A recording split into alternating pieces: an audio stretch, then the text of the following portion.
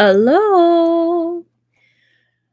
Welcome, welcome, welcome. I see someone's already here. I started a little early because we couldn't go Thursday, which I really apologize for.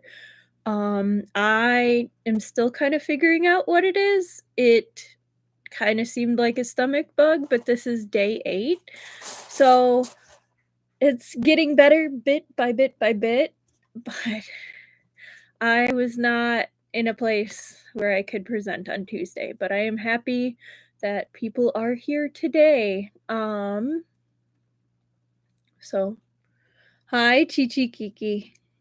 Welcome. How are you today? I hope you're not dealing with any sickness or anything like that. Oh. To turn this off. Okay. Good. Oh, I'm glad to hear it. Yeah, no. There's this stomach bug or something going around that's absolutely awful, and I think I got hit with it twice. This is number 2, and it's a nasty piece of work. So I hope you do not get to experience it. But anyway, welcome. Happy Tuesday.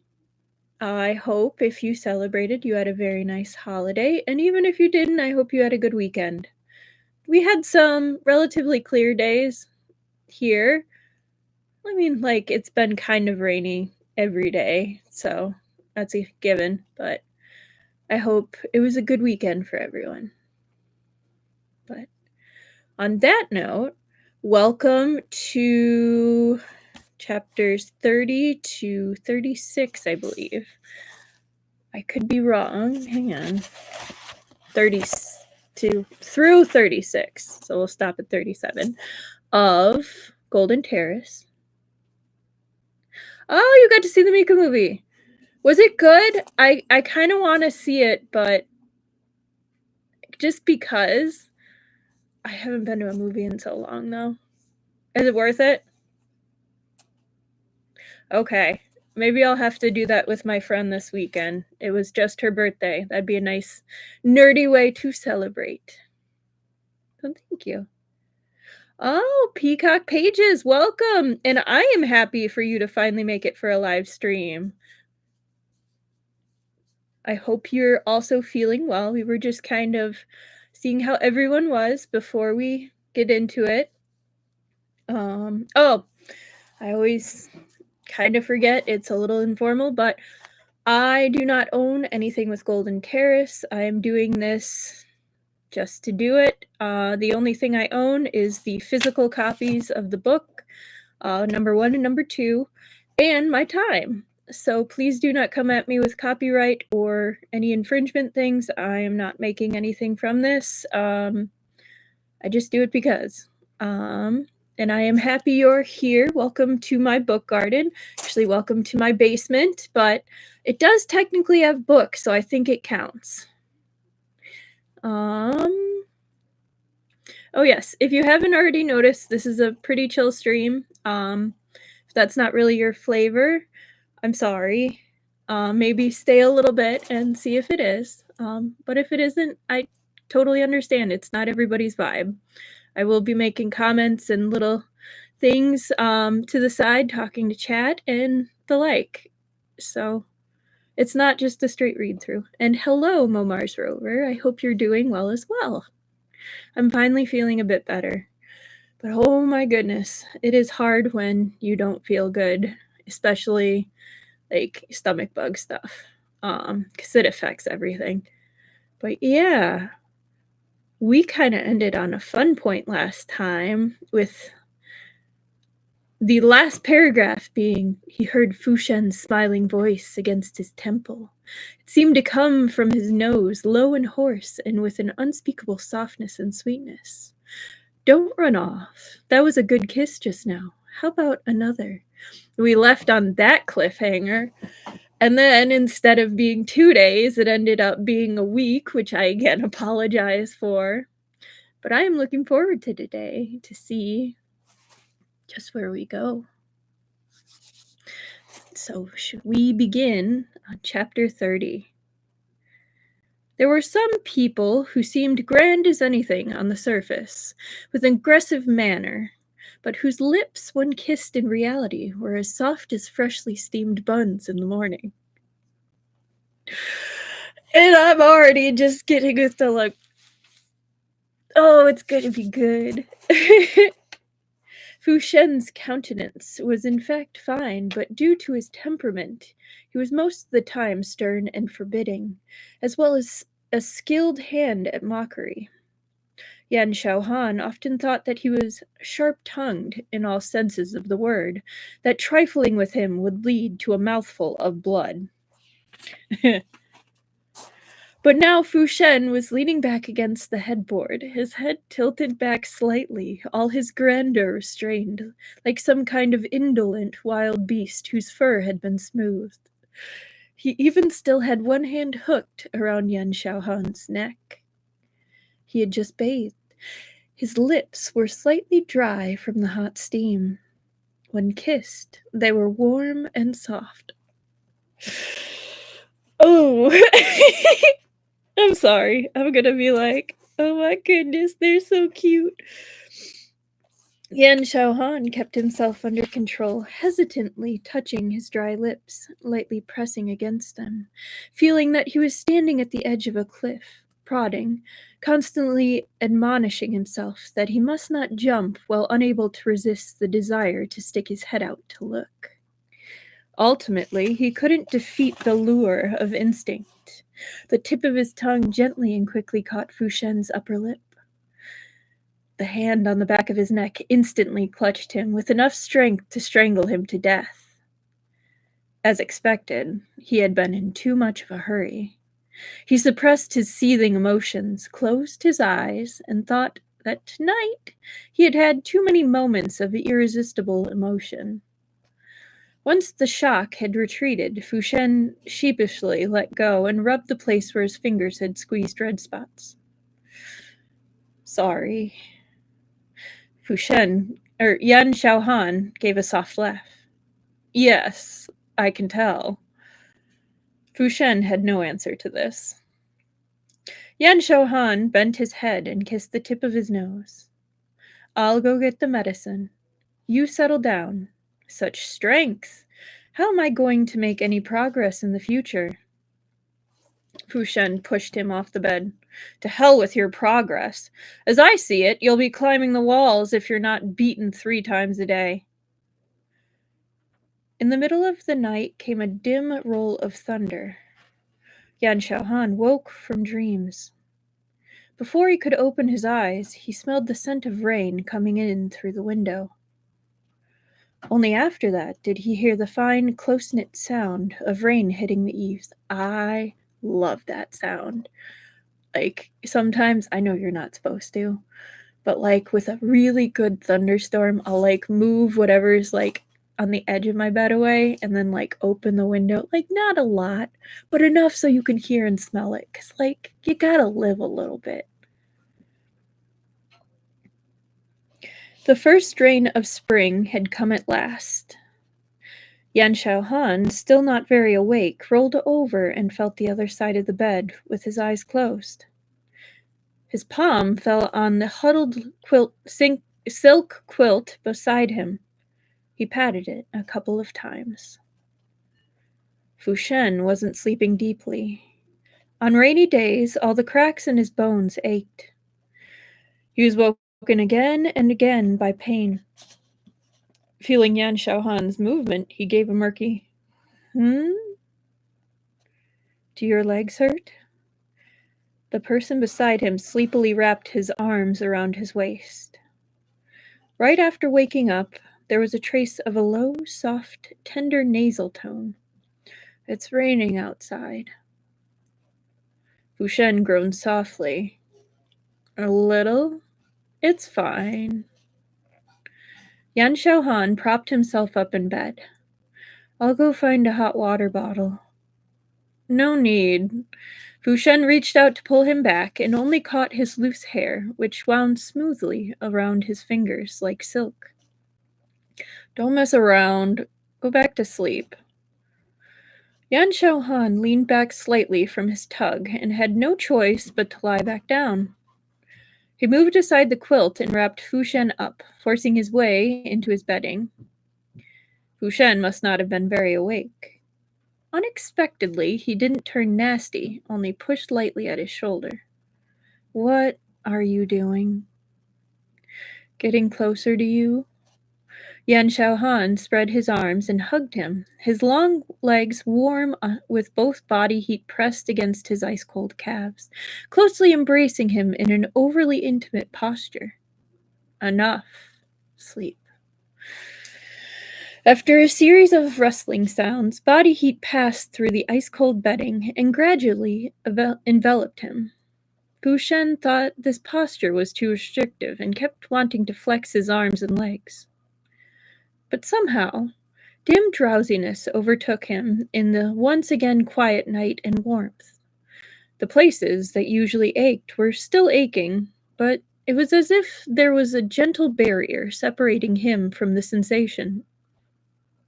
He leaned against the hollow of Yan Xiaohan's neck and fell deeply asleep. The next morning, when the sun rose, the mountain rain was still drizzling. Fu Shen's regimen had been influenced by months of convalescent life. He woke late in the morning, and it was overcast and raining outside, so he was even more drowsy, not opening his eyes. The bed beside him was empty. The light outside the window was dim, and the room was damp and chilly, but inside the bedding it was dry and warm. He moved his legs and felt the warm little hot water bottle that had been placed next to them. Most likely it was Yan Xiaohan who had gotten it for him after getting up in the morning. Memories appeared in Fu Shen's mind. He recalled last night's fumbling and tenderness, enough to make a person's ears heat up. He had even let himself sleep half the night being hugged.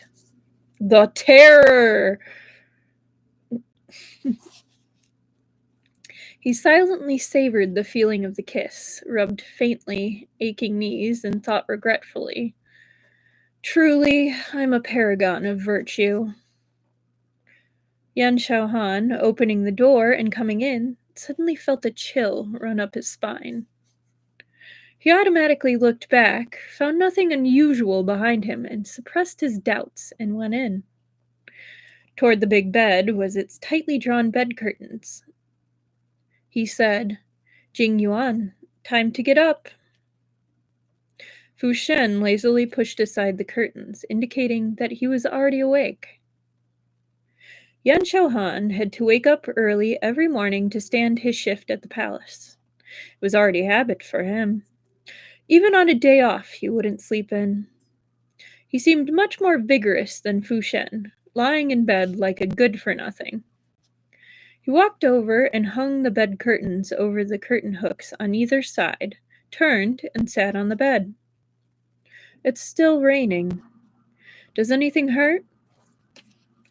Fu Shen sometimes thought that Yan Xiaohan was overly careful of him, as if he wasn't a tough and thick-skinned grown man, but a porcelain doll that would fall and break at a single breeze.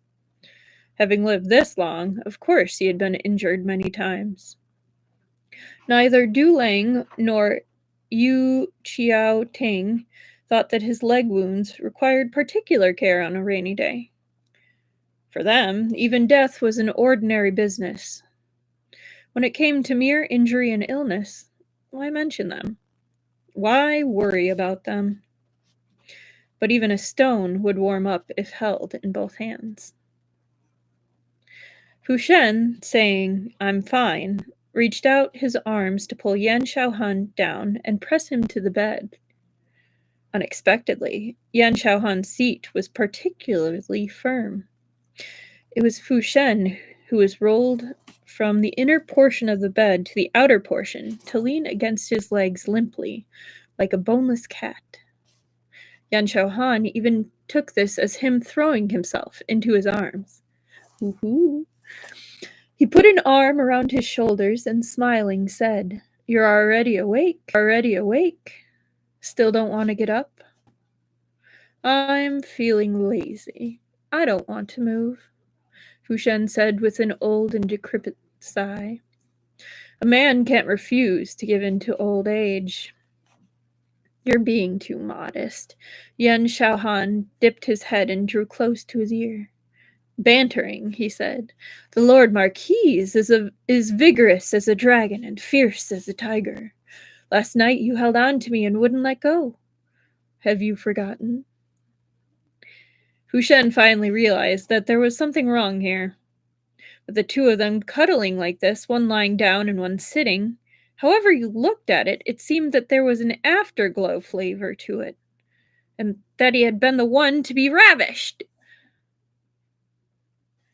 Forget about being a fucking paragon of virtue. He ought to have screwed the scoundrel there and then last night. He's not annoyed that they were intimate. He's annoyed that it looks like he was the lady. He was the wife, as they keep arguing. He pinched Yan Xiaohan's waist very flirtatiously and said, with a false smile, Not to worry, as long as you're devoted to me, heart and soul. I will guarantee that you will benefit immensely in the days to come. Yan Mengyu. With one arm around his shoulders and one supporting his legs, Yan Xiaohan had, without warning, lifted him out of the bedding. Suddenly hanging in the air, Fu Shen was startled. Then Yan Xiaohan put him down on his lap, and an outer robe hit him full in the face. Through the soft silk, a fleeting kiss seemed to fall on his lips, so gentle it was like an illusion. Oh my gosh, there's like this one hair that is like tickling my nose and it's driving me crazy.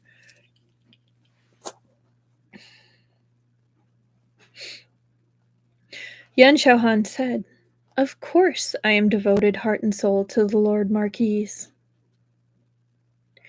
Life in the mountains was timeless.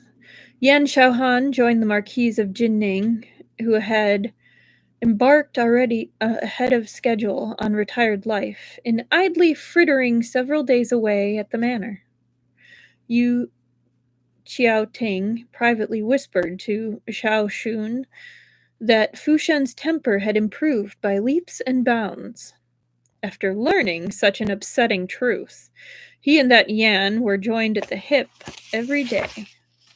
That imperial investigator of the Feilong Guard couldn't be a 1,000-year-old fox that had cultivated a human form.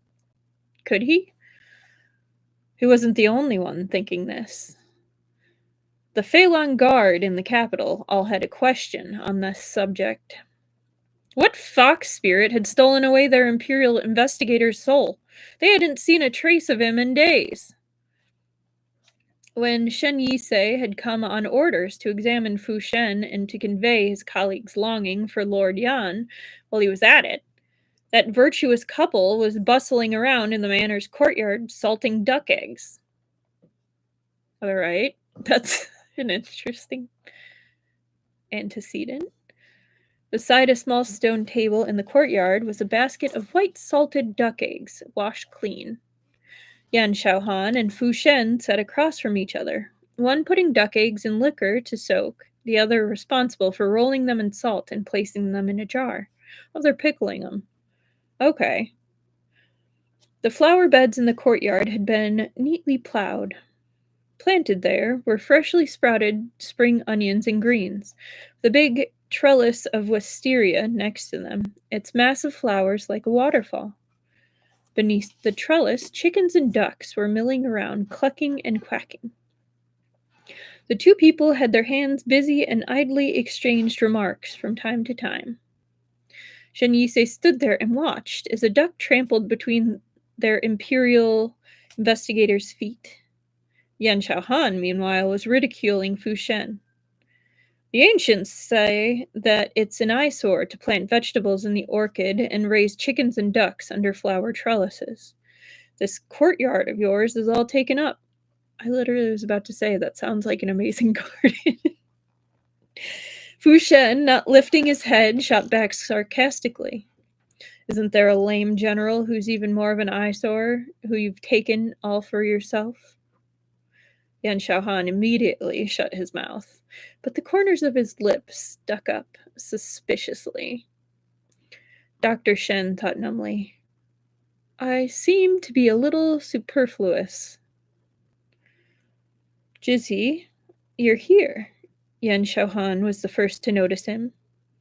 He put down the work at hand and stood to welcome him, his manner natural and smooth, as if he didn't think there was anything wrong with two important court ministers who could overturn the world with a wave of their hand, salting duck eggs in joy and harmony. Your Honor, Lord Marquise. Shen Yisei saluted both of them and couldn't resist asking, What's going... Fu Shen said with a candid smile, A little hobby. Mr. Shen must think it's funny. Shen Yisei quickly said, Certainly not. Certainly not. Could it be that it was, as the rumors in the outside world said, that the Marquis of Jining had been wounded to the heart by His Majesty arranging this marriage? That his temperament had altered and he was planning to doff his armor and return to the land? So, take off his armor, throw it away. Yan Xiaohan washed the salt off his hands. As he wiped them, he asked Shen Yisei, What fresh news from the capital? That is precisely why I've come, Shen Yisei said. Another Jinwu guard has died. His sudden death took place last night at Kuijin Pavilion in the east of the city. I think I said Xiu, Kyujin. I think it's Kyujin Pavilion in the east of the city. It was reported this morning. This case has disturbed the Emperor. His Majesty commands you to return to the capital with all haste. All authority in this case has been given to the Feilong Guard. Yan Xiaohan automatically exchanged a look with Fu Shen. Fu Shen shook his head very slightly, indicating that this had nothing to do with him. Yan Xiaohan pondered briefly. Oh, hello, little humans. And no worries. I think it's just kind of building up to whatever the next plot is. Good luck. Yan Xiaohan pondered briefly, then said, not at all sincerely, smiling, All right. How very peculiar. Why has the Jinwu Guard been having such bad luck lately? An unlucky year for them?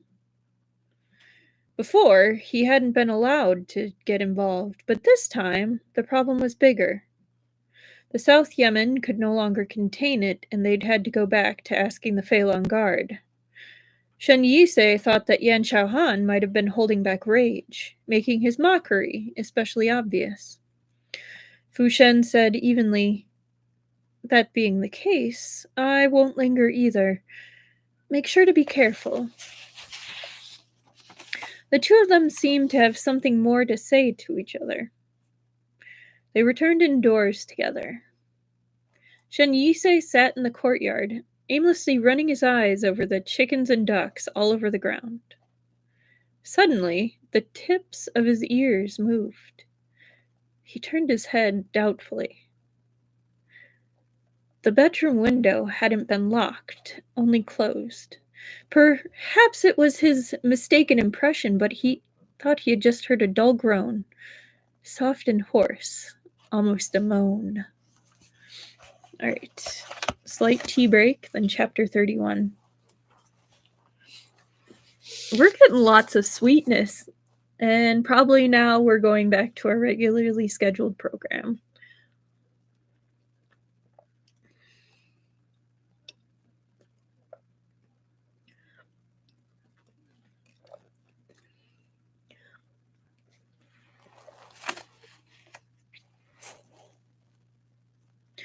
All right, chapter 31. In front of Yangshin Hall, Yan Xiaohan brushed shoulders with the Jinwu Guard's General Yi Siming, who had just left the hall. Oh, we had some drama with Yi Siming. guess the plot thickens. With one Jinwu guard dying after another, as their superior, Yi Siming could hardly avoid censure. Good. Even more wretchedly, the trust he had struggled to build up in the Emperor's heart had taken a nosedive.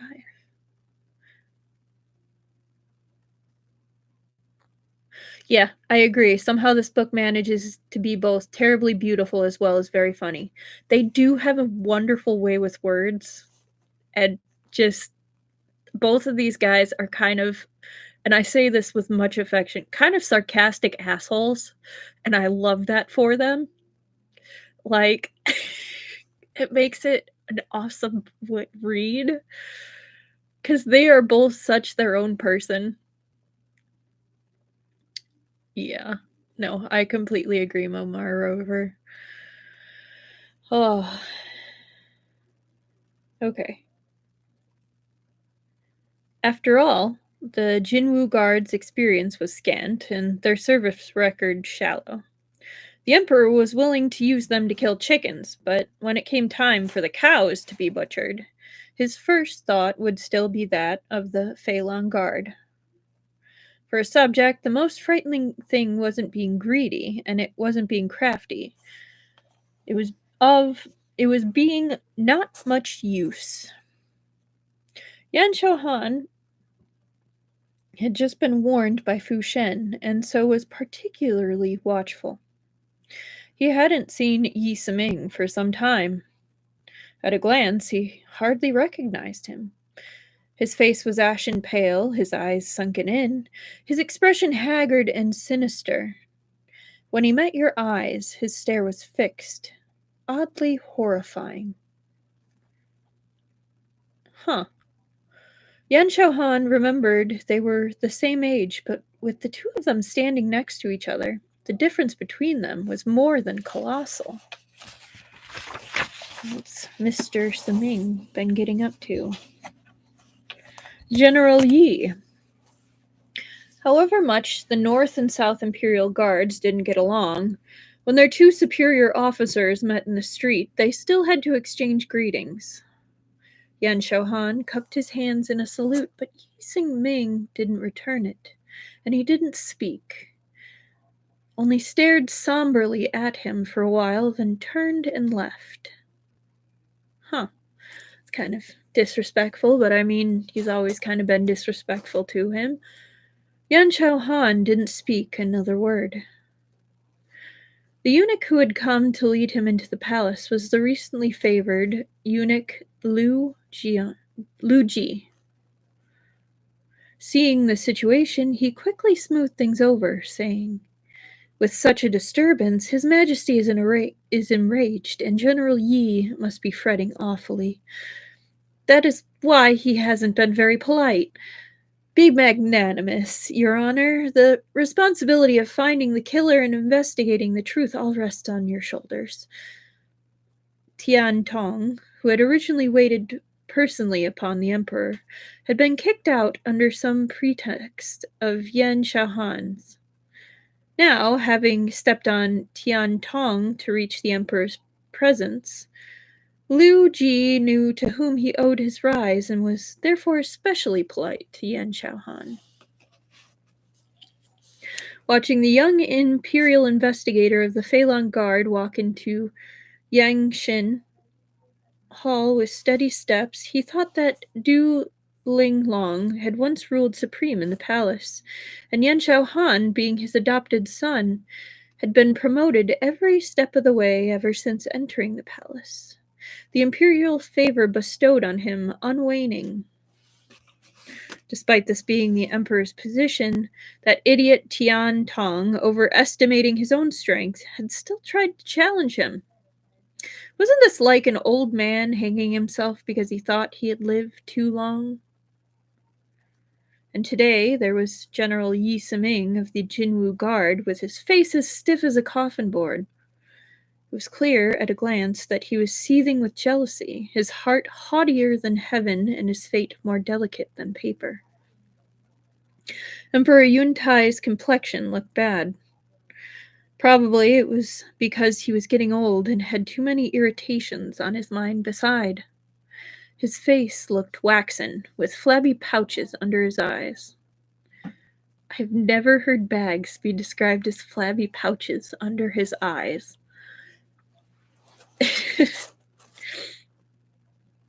Yan Shaohan bowed, and the emperor, his eyelids drooping, flatly asked, "Do you know all about it?" Yan Shaohan said, "I have already ordered my men to assemble a dossier and question the family and the witnesses on the scene. We will make every effort to find the truth, arrest the killer, and solve the case with all haste. Please set your mind at ease, Your Majesty." Emperor Yuntai did not speak for a long time. After that lengthy silence, he suddenly sighed. "After all, it is better to let you spare us worry than to have outsiders take care of business." It was as if he had let out a tightly held breath. There was actually a hint of relenting in Emperor Yuntai's tone. "Meng Gui, you have been put to great inconvenience in recent matters." Yan Shaohan quickly said, "Not at all. It is within the scope of my duty. Your Majesty overstates the case." In fact, he couldn't quite work out what matter Emperor Yuntai was speaking of, but self-effacing modesty was never wrong. Emperor Yuntai pondered briefly, then said questioningly, "They said that Fushen isn't in the capital?" Yan Shaohan said, "Your Majesty, the Marquis of Jinning is unwilling to occupy my humble manor. The day after the wedding, he removed to a villa outside the city. I thought that living apart so soon after being married did not conform with etiquette and would seem to be letting down your Majesty's expectations. Therefore, I have spent these last days at the villa."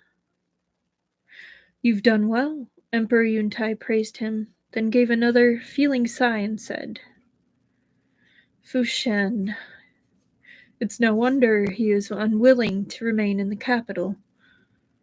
An iron-willed general whose future prospects he had destroyed, whom he had forced into marrying a man.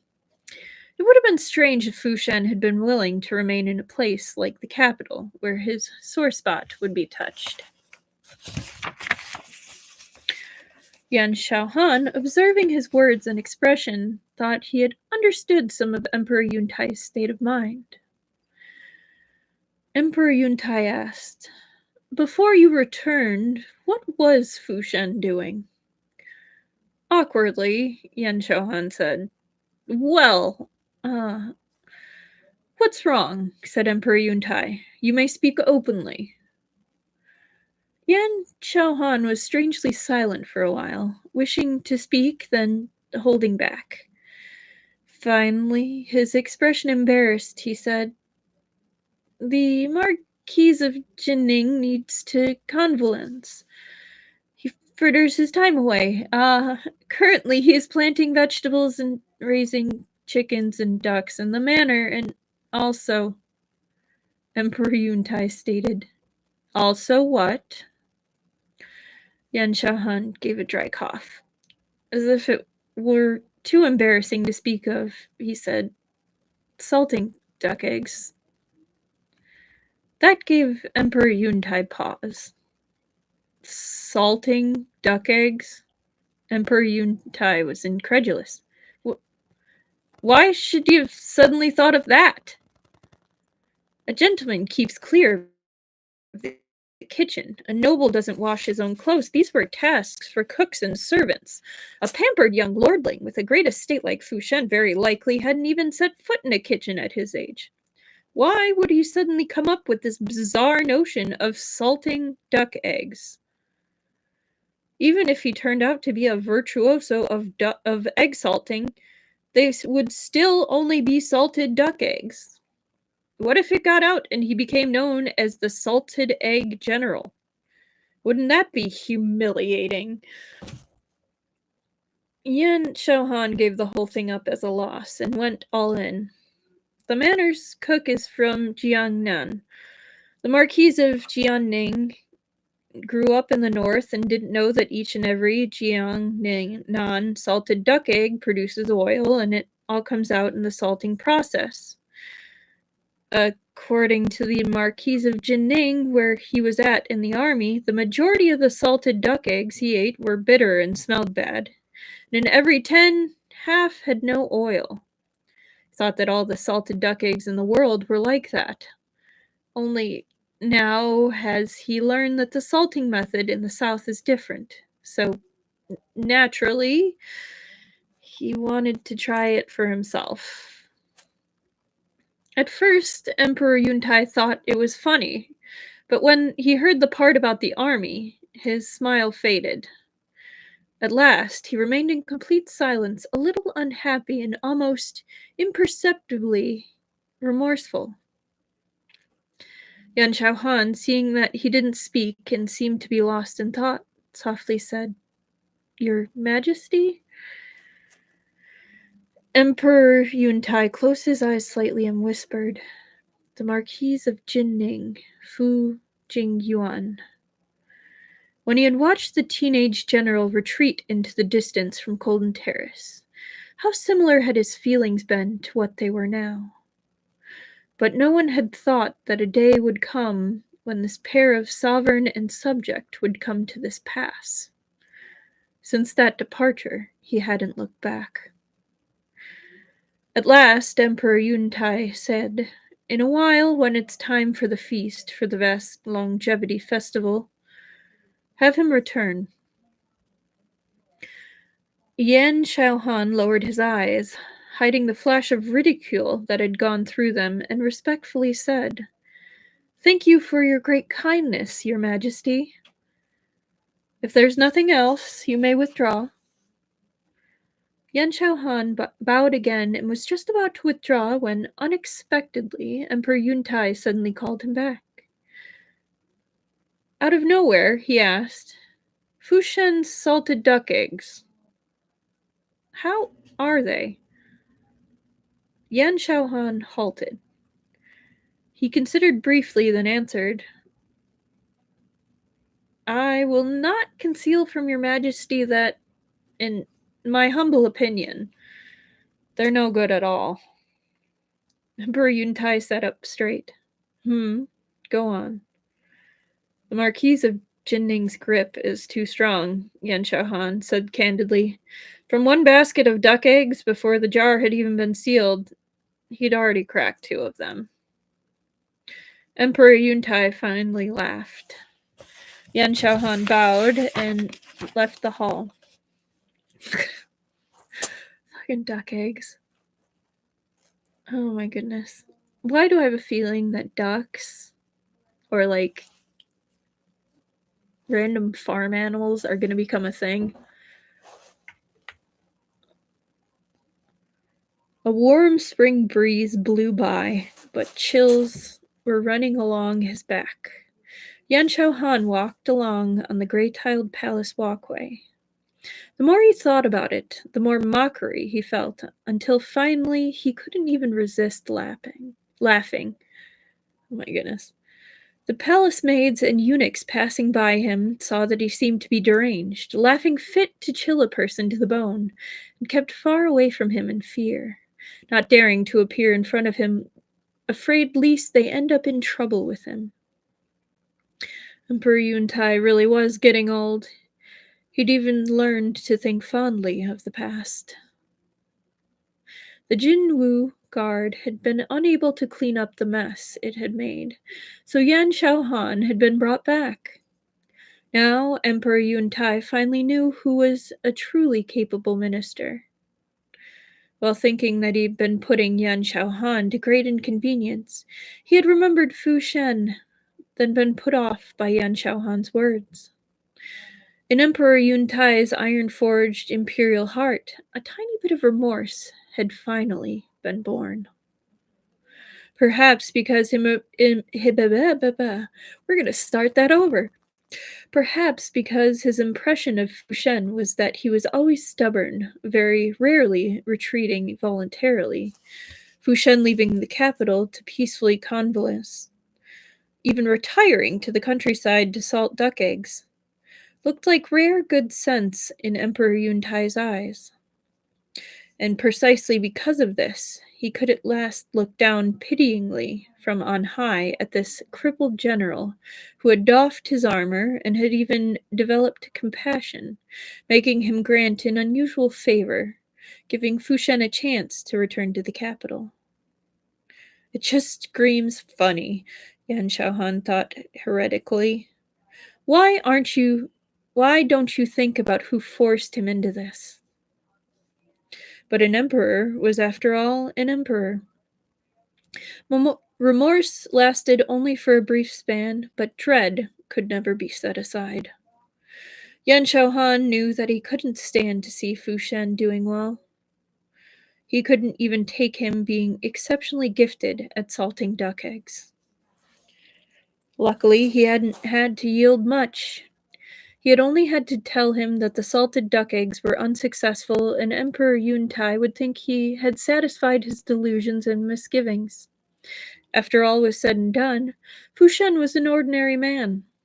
So what if he was skilled at commanding troops and waging war? Once off the battlefield, he couldn't even salt a duck egg properly. So much achieved with so little effort. Logic was stupid enough to make you laugh. But precisely this bit of abnormal satisfaction was enough to pry open a crack in the iron fetters restraining Fushen. In a certain sense, Yan Xiaohan and Fushen really were a match made in heaven. They were both adroit. Two of them had skills for surviving in desperate straits, sailing against the wind and turning the tables that were simply identical. Once out the palace gates, he walked north a few steps, and the Phelan Guard depot was close at hand. Yan Xiaohan restrained his smile, opened the door, and went in. The people sitting in a circle inside stood up all at once, as though they had seen some kind of rare treasure. Your Honor!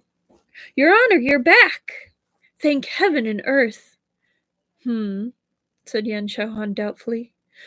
What's to be thankful for? The youngest member of the Phelan Guard, Tang Guo, responsible for the North Prison's interrogation office, was an honest and responsible child. He sold his colleagues out at once, without hesitation. They've been saying that the reason you haven't been here all this time is that you were captured by a monster who's been sucking your essence. Now that you've come back safe and sound, of course they want to thank heaven for its blessing and protection. Hints of fish book? What? Sucking his essence, huh?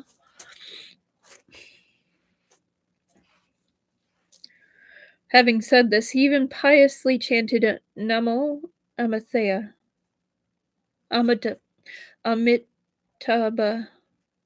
Amitabha. There we go. Namo Amitabha. Yan Xiaohan didn't respond. I wanted to make sure to say that correctly because that's actually important for Buddhism. There was dead silence in the courtyard. Wei Shuozhao and the others, brutally sold out, automatically lined up along the wall, looking dejected, silent as cicadas in winter. Lord Yan was so angry he gave a series of grim laughs. That's just great. I've poured the wine from my wedding feast into the bellies of dogs. Is that how you all talk about me behind my back? I'm going to count to 3. You all know what to do. After the count of 3, all the Phelan guards in the courtyard had climbed the wall in unison, and like a line of big monkeys were squatting on the narrow top of the wall, looking miserable. This was a cheap ploy Yan Xiaohan had come up with after taking office as the imperial investigator. The Phelan Guard weren't the only official branch to the north. The 6 corps of the Yamen were all along one street. If anyone was passing by, they had but to look up to see the generals hanging off the wall and fluttering in the wind. From across the wall, the sounds of laughter of those pleased at their misfortune could be heard. Hey, Lao Wei, have you all been hung up on the wall by your imperial investigator again? Tang Guo, who had sold out his colleagues, raised his head and observed for a while. He turned and was about to go inside when he saw that Yan Xiaohan was still standing there. Xiao Tang, where are you going? Tang Guo met his gaze innocently. Yan Xiaohan said, You've had a part in it too. Get up there. Tang Guo couldn't understand this at all. Aggrieved, he asked, Why? To teach you a lesson, Yan Xiaohan said ruthlessly. Don't believe everything people say to you, or one of these days you'll be taken in so far there won't even be a speck of bone left of you. Okay, so here's a little footnote at the bottom because they always put them at the end of the chapter. So the event they were talking about was a name given to the emperor's birthday. So the celebration that Fu Shen got invited to is actually the emperor's birthday, which was celebrated as a national holiday.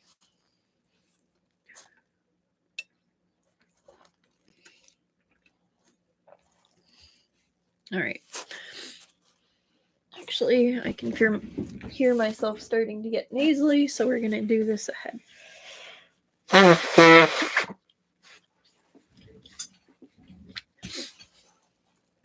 All right. Chapter 32. Has the body been examined? What does the coroner say? The body had been parked in the cellar of the North Prison. Because it was a rather warm day, it had been preserved with ice. That must have been expensive in ancient times. Yan Xiaohan, not afraid of getting dirty, personally examined it. The dead Jinwu guard was emaciated, his face bloodless, with dark circles under his eyes. He didn't look like an imperial guard who drilled every day, but rather like a young lordling who was up partying every night and had ruined his health.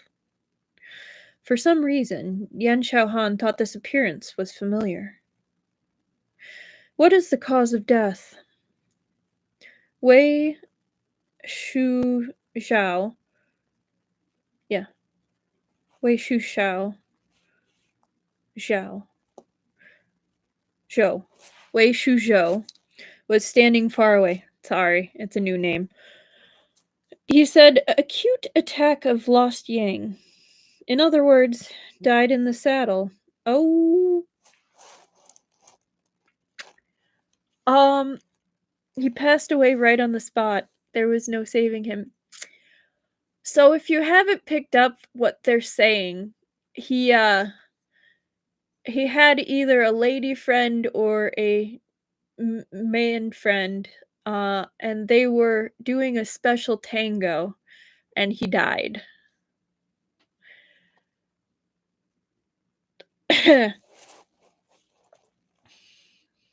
I mean, I guess there are worse ways to go, but like, I'm just imagining the family having to deal with that afterwards. Of like, oh, how'd he die? Huh. Especially in this very conservative time period. Yan Xiaohan spread open the corpse's hands. As expected, there were red rings on the palms, with red veins covering them, the circles closed. Particular symptoms of dying in the saddle. Unless I'm misunderstanding. That's what it sounds like it's implying right now. He replaced his hands and asked, since the cause of death is evident, what else is there to investigate? Maybe it's literal and he actually died in the saddle, like riding a horse, but the way with the loss of yang energy, usually that is known as male energy. Well, we'll find out, I guess. Wei Shu Zhao Shuzhou said with a bitter smile, "Your Honor, take another close look. Do you really not recognize this person?" Yan Xiaohan scrutinized the corpse briefly with a great show of earnestness, then finally saw the light. "I was just thinking he looked familiar. This wretched appearance of his, doesn't it look like Yi Siming?" Wei Shu Xiao said, Shu Shou, I'm so sorry, Shu Shou said, "No, Your Honor. This person is called Yan Hexuan. His father is Tang Shou's military commissioner, Yang Shu. He is nephew to the Empress, the Crown Prince's cousin. At any rate, he counts as an imperial kinsman. Therefore, apart from our Feilong Guard, which Yemen would dare to take this case?" As soon as he mentioned the Crown Prince, Yan Xiaohan remembered. "Oh, one of the Yangs. Isn't the Ju-Men Guards General Yang Siming his brother?" Wei Shushou. Oh, that name's gonna just bug me. Wei Shushou said, "Precisely." Well, I mean, that gives reason for why they look alike. He wasn't completely wrong. Yan Xiaohan gave a cold laugh and said nothing else. But Wei Shushou, yes, Shushou, inexplicably felt a chill on his back from the laugh. He thought there was an wind in their Officer Yan's smile. When the Crown Prince had advised Emperor Yuntai, he had recommended Yang Ximing, wishing for him to marry Fu Shen. Though Emperor Yuntai had ultimately turned that down, that didn't prevent Yan Xiaohan from chewing over this old jealousy. He didn't have the slightest favorable impression of the Yangs. Out of respect for the dead, Yan Xiaohan didn't say he deserved it, but it would have been far too much to hope for him to investigate wholeheartedly. Besides, the Emperor's emphasis on this case came from the fact that two Jinwu's guards dying one after another made one suspect a conspiracy aimed at the Imperial Guards. Yan Xiaohan knew that Mu Baxiu had been dealt with by Fu Shen, which had nothing to do with Yang Hexuan's death. He had also realized there was nothing unusual about this case to begin with. They only had to put on an appearance of attaching importance to it out of respect for the Empress and Yang Shu. "Give me the transcripts of the witnesses' testimony." Yan Xiaohan cast aside the handkerchief he had just used to cover his hand, and turned to find water to wash his hands. As he walked, he said, "Everyone break it up. Tomorrow, Wei Xiang and Jiang Shu will go to Chiujin Pavilion with me. Everyone else go about your business. A single case isn't worth us making a big fuss." Wei Shushou admired Yan Xiaohan's attitude of regarding everything as unimportant. He was plainly very young and not of high birth, but apart from his majesty, he had never bowed his head before anyone. Never mind the Yangs.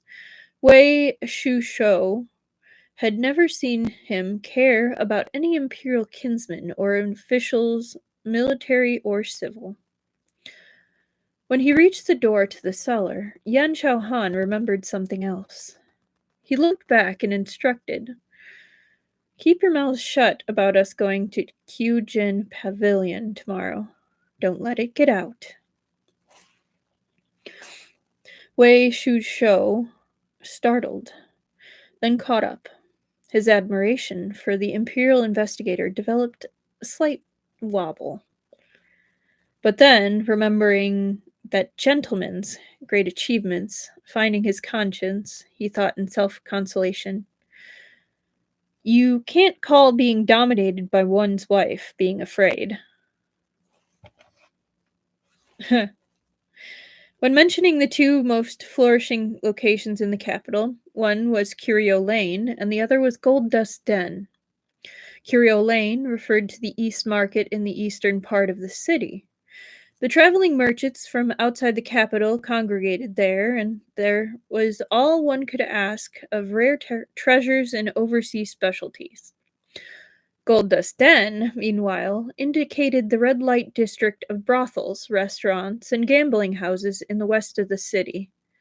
Jin Pavilion, where Yan Shaohan and his subordinates were going, did business in Xianghua Alley, in the western part of the city.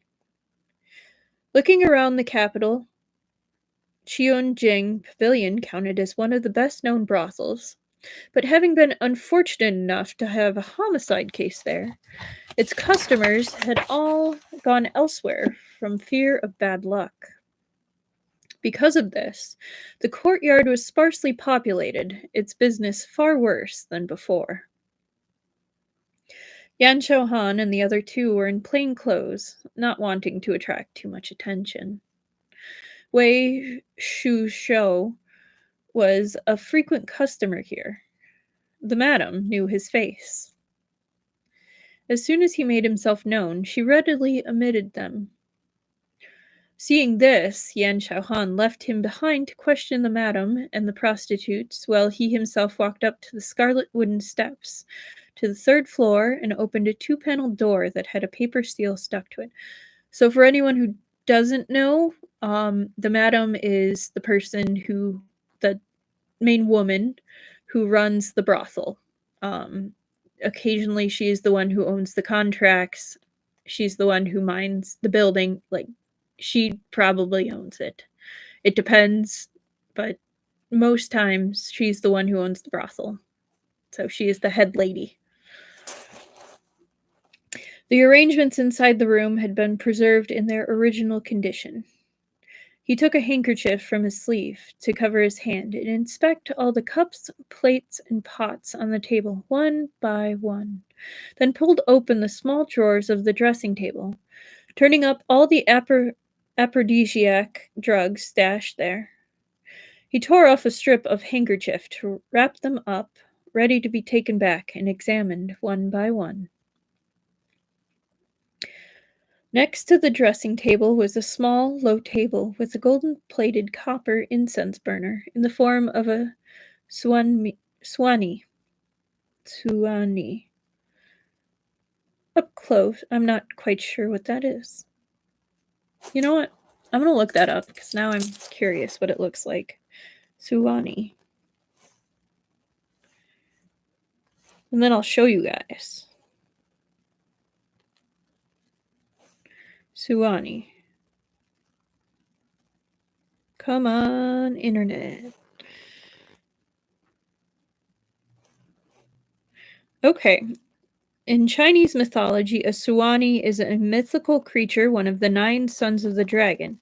Its depiction as a lion-like beast, often associated with sitting and guarding incense censers. The Suani is also known for its fearless nature and fondness for incense, leading to its association with the Buddha.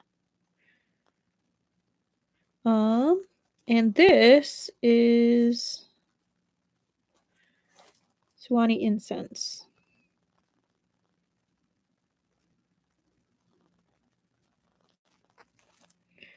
Oh, it's this thing. Okay. This is what it looks like. Like the little kind of dragon looking thing. Okay. I think that's focused, or as focused as it's gonna get. There. Alright. Kind of looks like a lion dragon. Alright. Tangent over. Up close, one could smell. Okay, I'll just restart that paragraph. Next to the dressing table was a small, low table with a gold-plated copper incense burner in the form of a suani. Up close, one could still smell faint remnants of incense. Yan Shouhan bagged a bit of incense ash and paper and put it away. then lifted the cloth hanging beneath it. The bedding on the bed was in disorder, with even some personal items of conjugal intimacy exposed. When Yan Xiaohan saw a pair of cotton socks on the bed that hadn't yet been put away, he was suddenly struck with a thought. Oh, dude, don't do it. Don't buy him lace stockings. Or, not cotton lace, but soft silk stockings. He will kick your butt even if he can't move. He crouched down and searched under the bed and on the floor. Not finding what he wanted, he stood up and went downstairs. Wei Shusho was just listening to the madam and the prostitute Qing Shen tearfully complain. I don't know what made him all the more vigorous. Xuan Xian Jiji couldn't take it several times and nearly died. And I also, seeing Yan Xiaohan coming downstairs, her cheeks turned scarlet. She couldn't resist hiding her face with her sleeve, too ashamed to keep talking. Yan Xiaohan took no notice. He asked, "What are you talking about? Did you just say that Yang Hexuan was vigorous? Did he often use aphrodisiacs?" Chin Sen's voice was thin as a mosquito's whine. "Young master, he spent a lot of time in Jinghua's alley, ruined his health, and so he was only average in that respect. He needed to take aphrodisiacs, but starting last year, he found some new prescription somewhere and became unusually powerful. I often told him that he shouldn't use such strong medicine, but he said he hadn't been taking medicine and told me not to make blind guesses." Hadn't been taking medicine. Wei Shusho was speechless. Even dying in the saddle, he still had to puff himself up. This young master, Yang, was pretty keen on saving face. Yan Xiaohan asked thoughtfully, "Apart from Kyujin Pavilion, where else did Yang Hexuan go that night?" Qin Shen said, "I first heard that he went to Beiying House, but their star, Miss Fei Yan, wasn't there. And he found one looking after him not to be his satisfaction, so he came to Kyujin Pavilion." Yan Xiaohan tossed the aphrodisiacs and incense ash wrapped in the handkerchief to Jiangshu. "Go get an imperial physician to examine these, see whether they're poisonous." He turned to go. "Wei Xiang, come to Beiying House with me." Beiying House was in another alley, completely different from the unfrequented Kyujin Pavilion. As soon as they came close, they heard the singing of orioles and swallows, the music of woodwind and strings. So, birds. They heard birds and the music of woodwind and strings. Gorgeously dressed young women were soliciting customers at the door. Seeing Wei Shusho, a regular customer, coming towards them following a handsome man they had never seen before, and not even dressed in uniform, they took it for granted that they had come in search of pleasure. They immediately brought all their coquetry and charm to bear. Creeping towards them as softly as though boneless. "What a dashing gentleman! Would you be willing to honor us with your presence, step in, and drink some wine?" The scent of rogue and powder hit Yan Xiaohan in the face. There was a rebuke on the tip of his tongue, just about to leave his mouth, when all of a sudden a scalp-numbingly familiar voice came from behind. "Hey, are you busy?" Yan Xiaohan turned his head quickly. That person he had begun to long for unceasingly after a day's separation was sitting in a wheelchair, holding an unopened folding fan, tapping it rhythmically against his palm, calmly looking his way. Xiao Shun's hand was on the hilt of his sword as he stood expressionlessly behind Fu Shen. Shen Yusei looked like he had given up on life and was perhaps already reciting the incantation of reincarnation in his mind. Behind Yan Xiaohan, meanwhile, were the dumbfounded Wei Shu Shou and a row of open-chested, bare-backed orioles and swallows. The two groups met in such grand style at the door of the pleasure house. Yan Xiaohan was open-mouthed and tongue-tied. He nearly blurted out a question, asking Fu Shen why he was here, then suddenly remembered that he himself had dispatched the servant to the manor in the mountains to tell Fu Shen to return to the capital, to prepare to take part in the vast longevity festival. That's what it's called. That's the emperor's birthday. Fu Shen gave him a meaningful look. Written all over his face were the words, "You dare to go whoring behind my back?" Yan Xiaohan's heart lurched. Immense will to live overpowered his reason. Not even caring that his subordinates and outsiders were present, he blurted out, "I'm being unjustly accused!" There was silence. This must be what was called retribution in this life. With a fake smile, Fu Shen said, "I am an upright official with my head as high as the clear sky. How can I unjustly accuse you?" As the two of them spoke, a tactless woman from the brothel came forward, trying to clutch Yan Xiaohan's sleeve.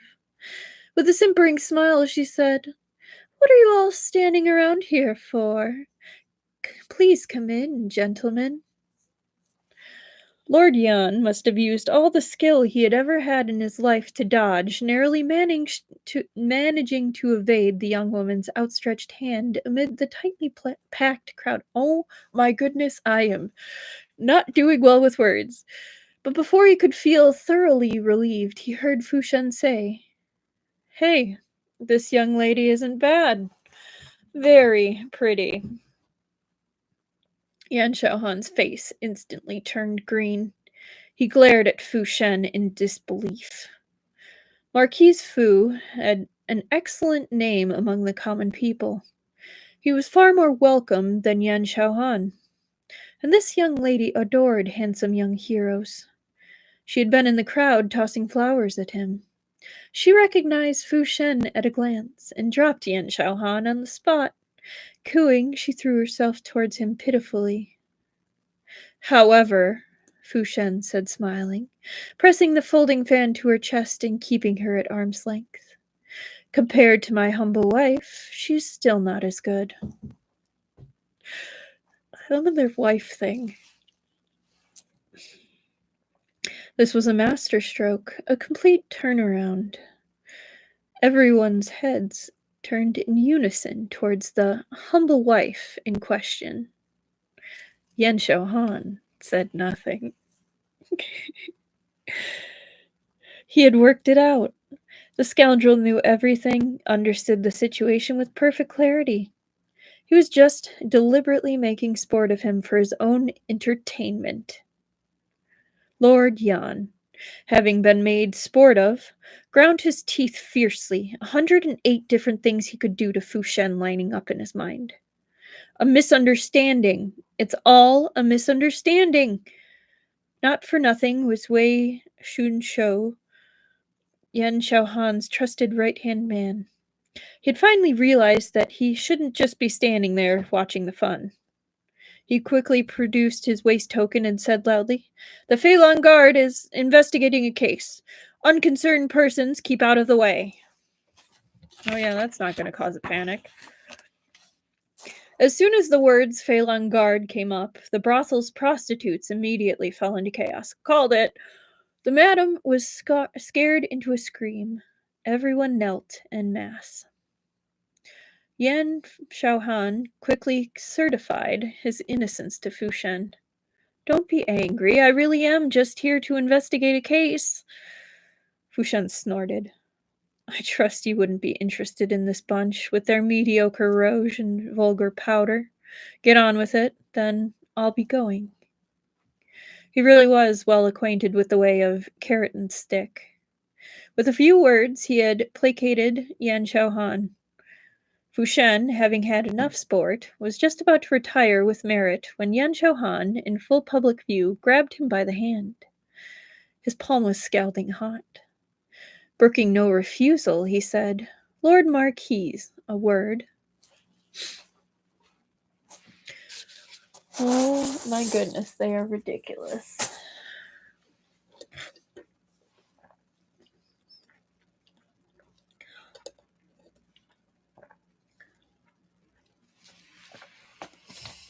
All right.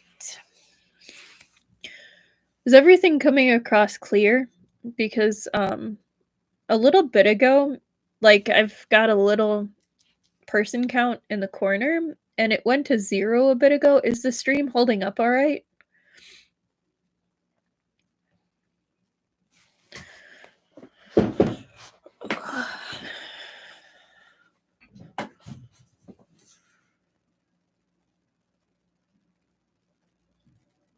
Okay. I just was worried it cut out because I've taken to resetting my internet before each stream, but you never know. Okay. Thank you. All right. On that note, chapter 33. All right. What do you want? Is the Phelan guard planning to kill and silence the witness after being caught entering a pleasure house? Fu Shen, pulled into a deserted little alley by him, wasn't worried. Like a lecher, he caught his chin with the folding fan. Yan Xiaohan allowed his flirtation. Staring at him, he said, "Forget the killing, but the silencing is a must." Fu Shen asked with interest, "How are you planning to?" Before he could finish, Yan Xiaohan had leaned down and stopped his mouth. They were newlyweds, and they had been forced apart. Now that they had reunited unexpectedly, there were some amassed hidden feelings that couldn't be spoken, which could only be given vent through motion. This kiss was more lingering than the one at their parting, and it came with deliberate force. As if to get revenge for his earlier teasing, Yan Xiaohan bit Fu Shen's mouth roughly. This bite hurt a little. Fu Shen clutched his collar and hissed in a gasp, but he didn't scold him. Touchy. Not so hard. Don't leave a mark. At his gasp, Yan Xiaohan himself was regretful. He put a hand on the back of Fu Shen's head and gently sucked at the place he had bitten. Did it hurt? Fu Shen patted him on the back, indicating that it was fine, and he didn't forget to go on making fun of him. Dallying in brothels behind my back, I haven't even had a go yet, and you're already acting wronged. Yan Xiaohan half knelt before him, a little lower than Fu Shen, and gathered both his hands in his own palms. Are you jealous? Tell the truth. Fu Shen sneered. You think everyone is a jar of sour vinegar like you. Yan Xiaohan said, Are you really not jealous? What would you do if I really did go dallying in brothels? Fu Shen smiled slightly, and in a whisper asked in turn, Yan Xiang, do you think I can't hold a knife anymore? Snip, snip. Yan Xiaohan didn't answer. In fact, he ought to have expected it.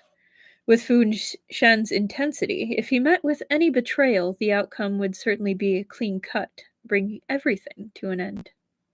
Oh, he's thinking death. I was thinking snip, snip. Like, depending on the man.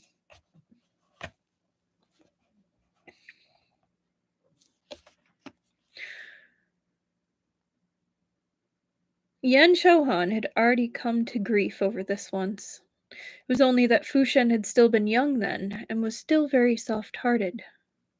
That was the only reason he'd had another chance to get close to him.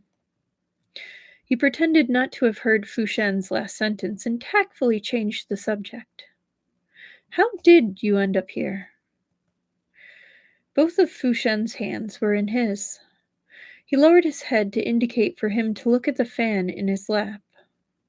That's a bamboo ware shop. There's a bamboo ware shop nearby that makes good folding fans.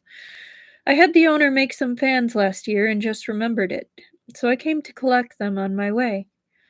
I didn't expect such a coincidence. While Fu Shen had long ago broken free of his luxurious youth, there was still a love of elegance in his bones. All the casual clothes and ornaments he wore at home were exquisite as anything. Most contemporaries liked fans with hardwood ribs, while the more extravagant ones liked to use ivory or oxhorn for ribs. Fu Shen, however, was unusually fond of light and graceful bamboo fans. He didn't insist on spotting or fishpole bamboo. As long as the color was fresh and clear, he would like it. Yan Xiaohan vaguely recalled that in previous years, when Fu Shen had occasionally returned to the capital and the two of them would sometimes meet in the street, Fu Shen had never been empty-handed. Can I get some Shen Qing Chou vibes in the chat? Fu Shen said, "What about you? Didn't the death happen at Qujin Pavilion? Why has your investigation brought you to the Beiying house?" Yan Xiaohan said, "That Jinwu guard died in Qujin Pavilion, but he had gone to Beiying house that night. He had something with him that wasn't found at Qujin house. My guess is that he may have dropped it here." Dropped what?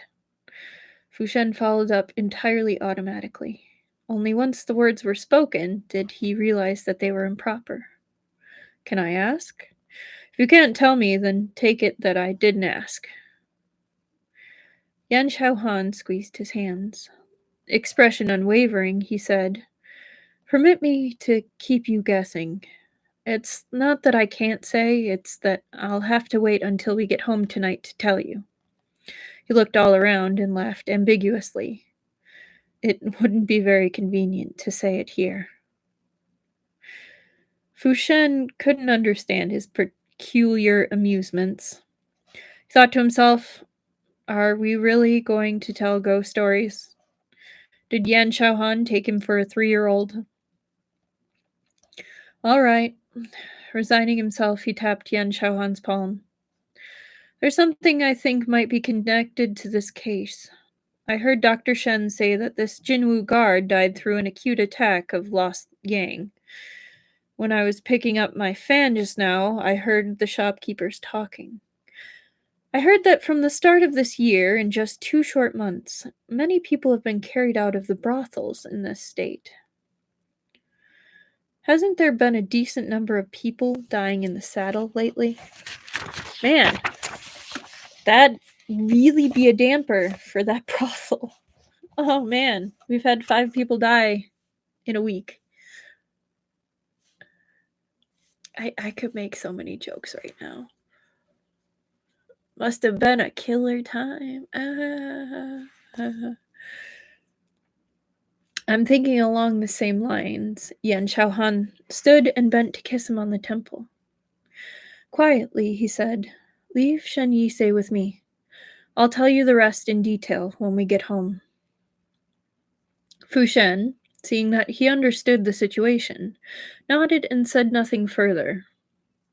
Yan Xiaohan pushed him out of the alley and handed him over to Xiaoshun. When he turned and was about to leave, Fu Shen suddenly called him back. He raised his hand and tossed his folding fan to him. When he drew back his hand, his sleeve described a full arc in the air, a green robe contrasting with black hair. Even though he was forced to sit, he still had the limber grace of a eucalyptus tree facing the wind, leading countless orioles and swallows outside the building to crane their necks to catch a glimpse. Fu Shen seemed only to be casually delivering a little gift. He said carelessly, "For you. Take it to play with." Yan Xiaohan watched him disappear at the end of the alley. His fingers twisted unconsciously, opening the completely unremarkable slim fan in his hand. Black bamboo guards, bamboo palm sticks, heavy mica paper sprinkled with silver powder.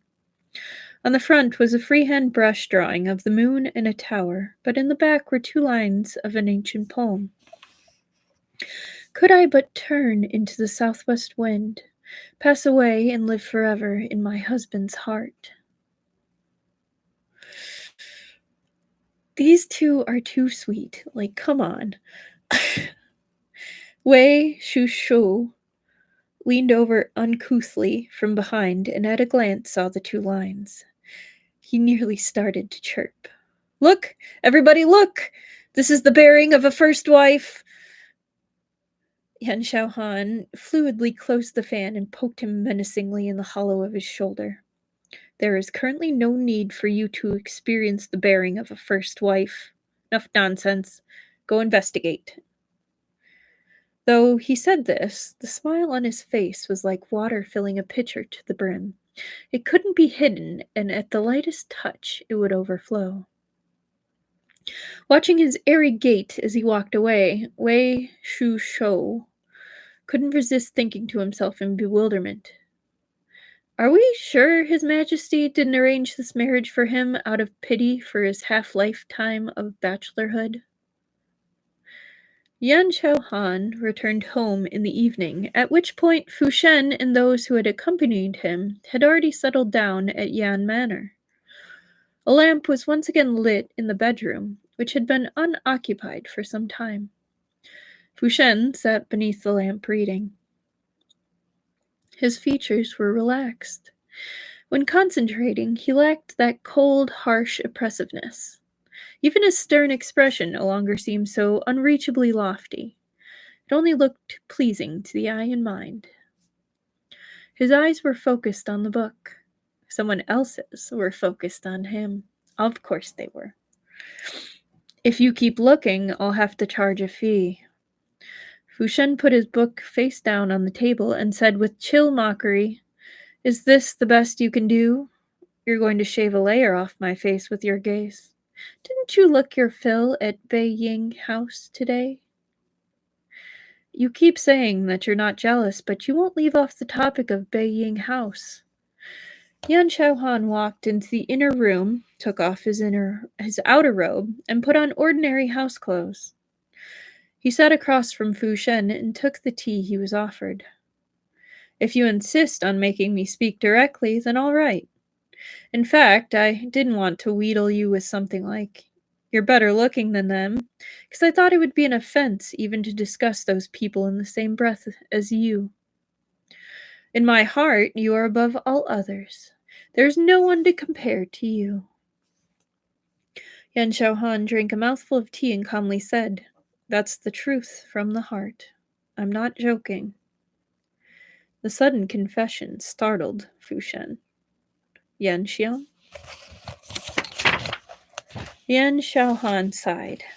He put down his tea, walked up in front of Fu Shen, and pulled him into his arms. Lord Marquise, I like you very much, he said. This is the first time in my life I've cared for someone so much. There can't be the slightest misunderstanding between us.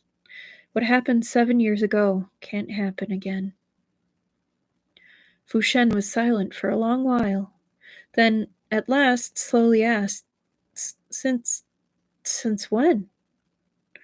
He had thought that it was a matter of familiarity breeding fondness, coming about because they had been living together, but it seemed from Yan Xiaohan's words that that wasn't the case.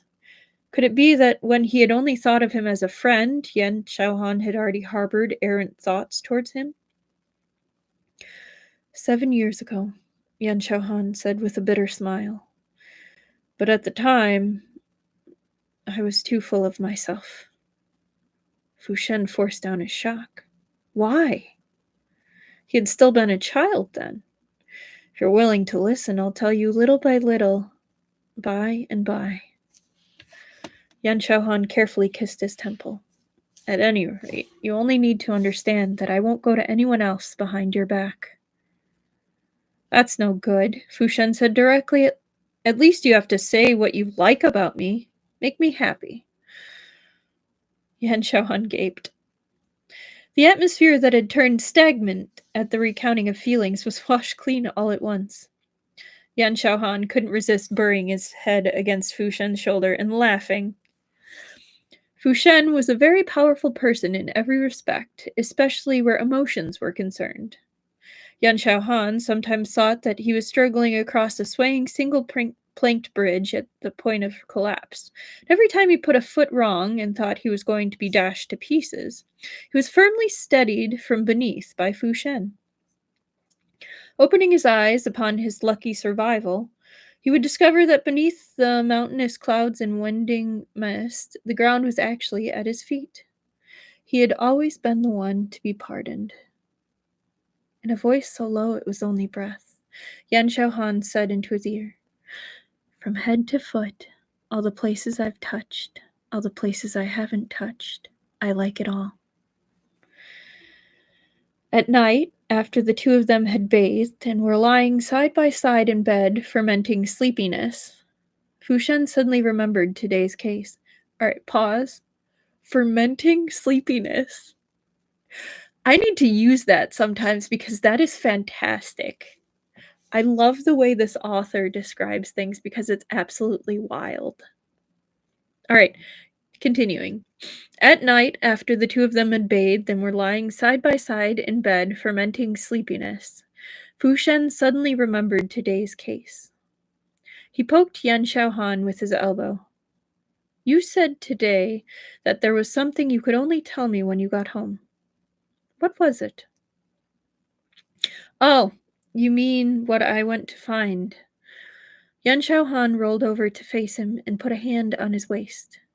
It was boot padding. "The deceased is named Yan Hexuan, a Jinwu guard. Military officers often ride in their day-to-day lives and very rarely take sedans. But when riding a horse, there's nowhere to put things. So for small items or documents that they need to take with them, they usually keep them in their boot padding.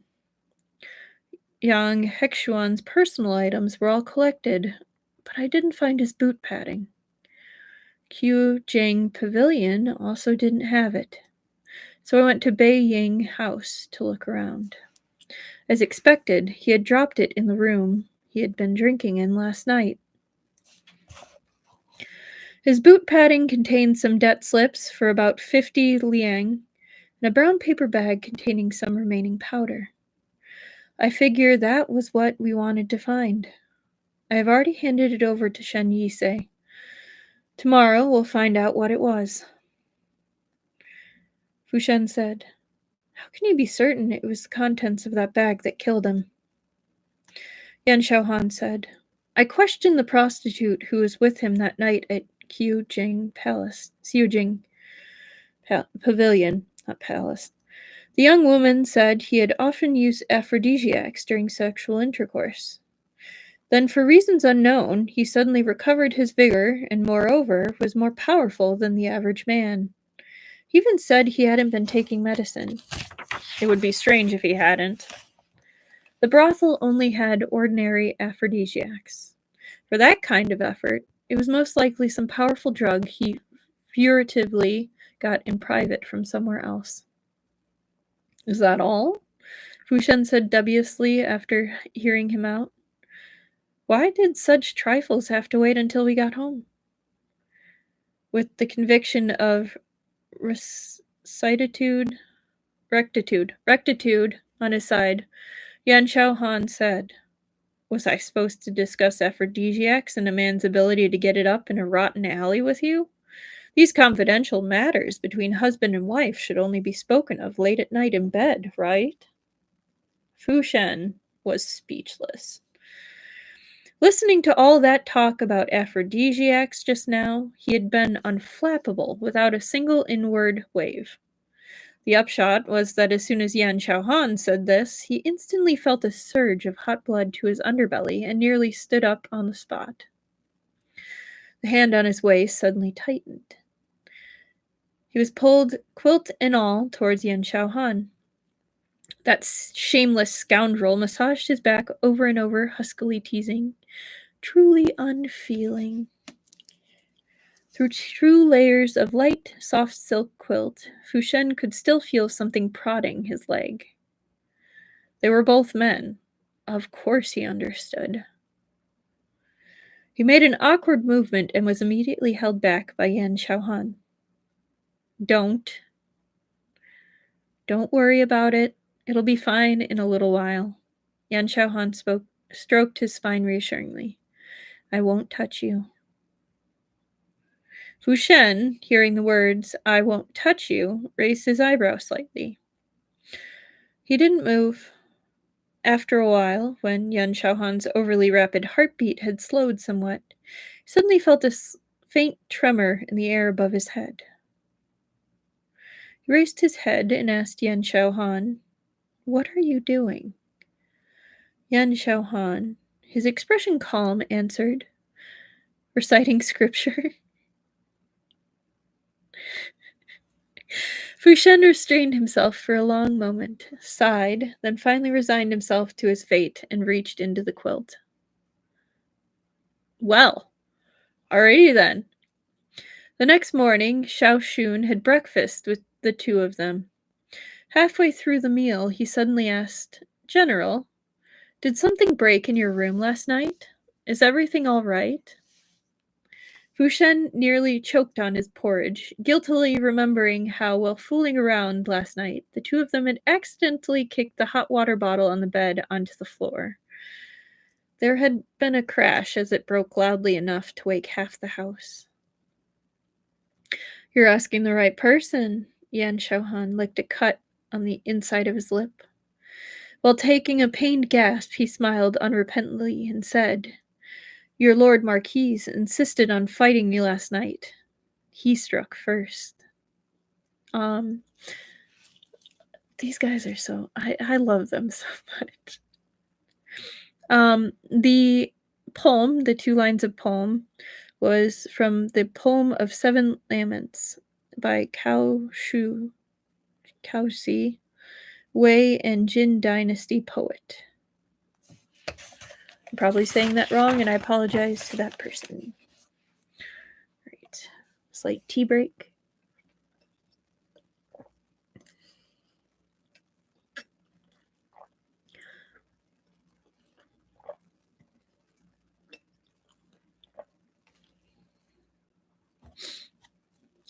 Chapter 34.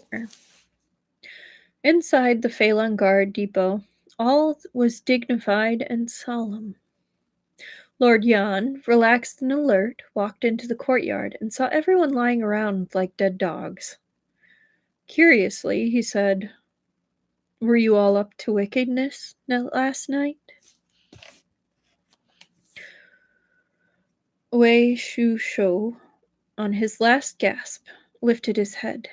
Your Honor, if you'd come any later, we would all have been eternally parted from you. Really?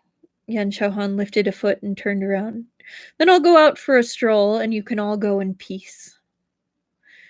There was silence. Where is Shen Jizi? Yan Xiaohan sat at the desk in the central room. Is there a result on the drug I asked him to examine yesterday? Please don't talk about that drug of yours. Dr. Shen is still unconscious and can't get up. Wei Shushou. You didn't see the devastation here last night, Your Honor. Yang Hexuan's death was an honorable one. Oh my gosh, don't tell me they tried to burn it. As they spoke, Shen Yisei struggled to come toward them. His face was as white as a living ghost, with dark circles underneath his eyes. Yan Xiaohan was truly shaken by this august countenance of his. Quickly said, Someone get him a chair, quick. Cang Wu quickly and deftly helped Shen Yisei sit down, and stood behind him, massaging his shoulders. Shen Yisei said wearily, Yesterday I tried the drug on some condemned prisoners in the North Prison. The drug is in the form of a powder. When prepared as a concoction, it has an unusual fragrance, not fatal to consume, only causing a sensation of numbness throughout the body.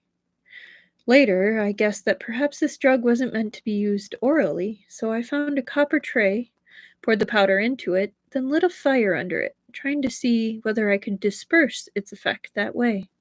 As if recalling something horrifying, he paused briefly, then went on. After it was heated, the powder in the tray turned into something like an ointment, with a sweet smell that assaulted the nose and stimulated the brain. Those condemned prisoners all looked drunk. I was standing close by and accidentally got a breath of it. When the coroner examined the corpse earlier, he said that Yang Hexuan showed no signs of poisoning. He hadn't used a large quantity of aphrodisiac either.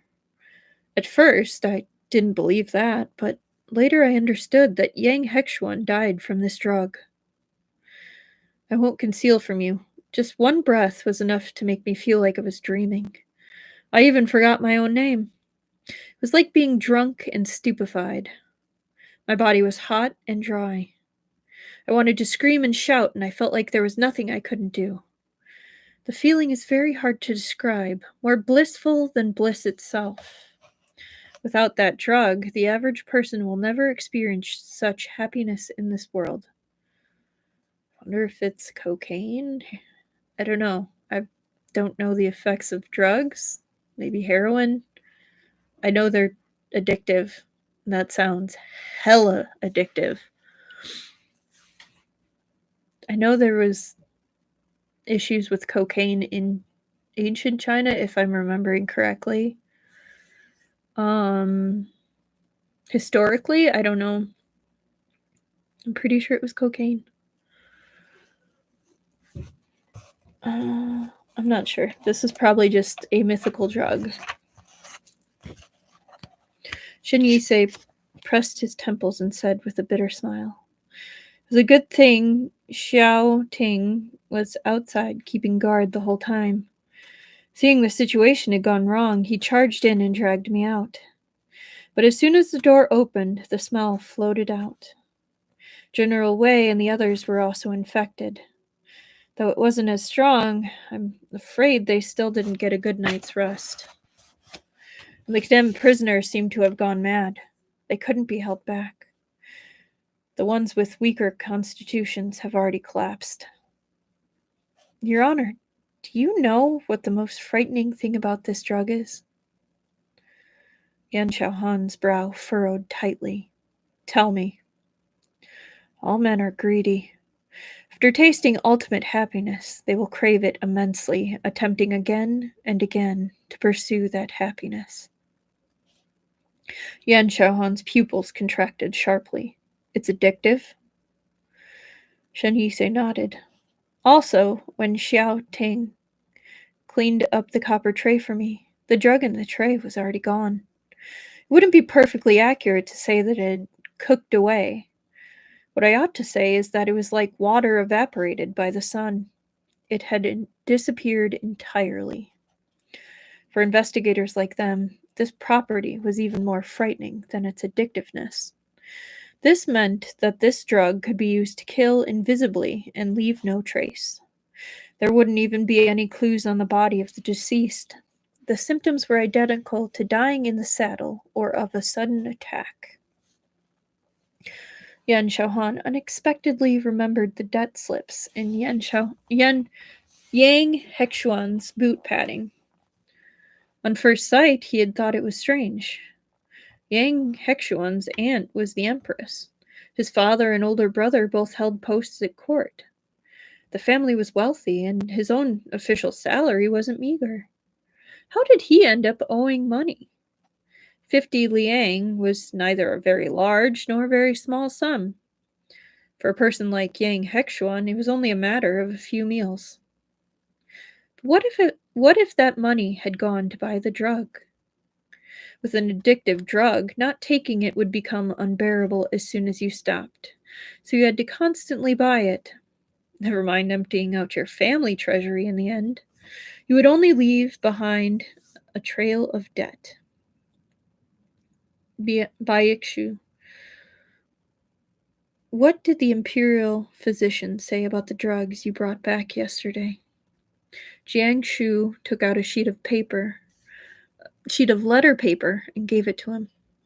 Imperial Physician's Song identified them all and wrote the names of the drugs on this paper.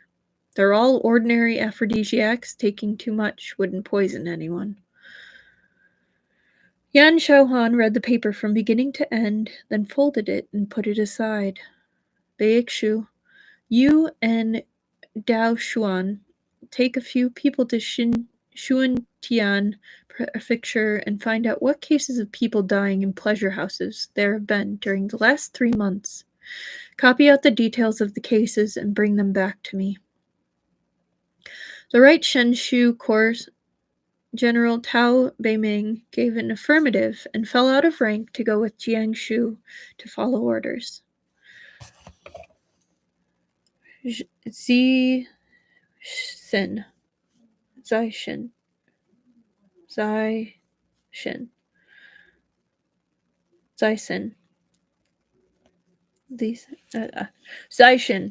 The Right Shenwu Corps General Kan Feng Chen rose to receive orders. I'm just going to call him the Kan Feng Chen, because I am struggling with that one. Yan Xiaohan said, "Go investigate Yang Hexuang's whereabouts over the last few days, where he went regularly, who went with him. Keep a close watch on the people he's close to." "Yes, sir," said Kan Feng Chen. "Wei Xiang, aren't you pretty well acquainted with the Yangs?" Yang Xiaohan said, "We need to pay them a visit." I just had a brain fart. Wei Shu Xiao looked woe-begone. "Unfortunately, I'm not well acquainted." "Think hard," Yan Xiaohan said soothingly. "You must have forgotten. There can't be a noble family in the capital your family hasn't formed a marriage tie with." Ouch. Wei Shu Xiao didn't respond. "Jizzy, you forget about it. Rest up." The after effects Shen Yisei was experiencing wouldn't clear up all at once. Yan Xiaohan couldn't stand to pressure him. "Xiao Tang, look after him."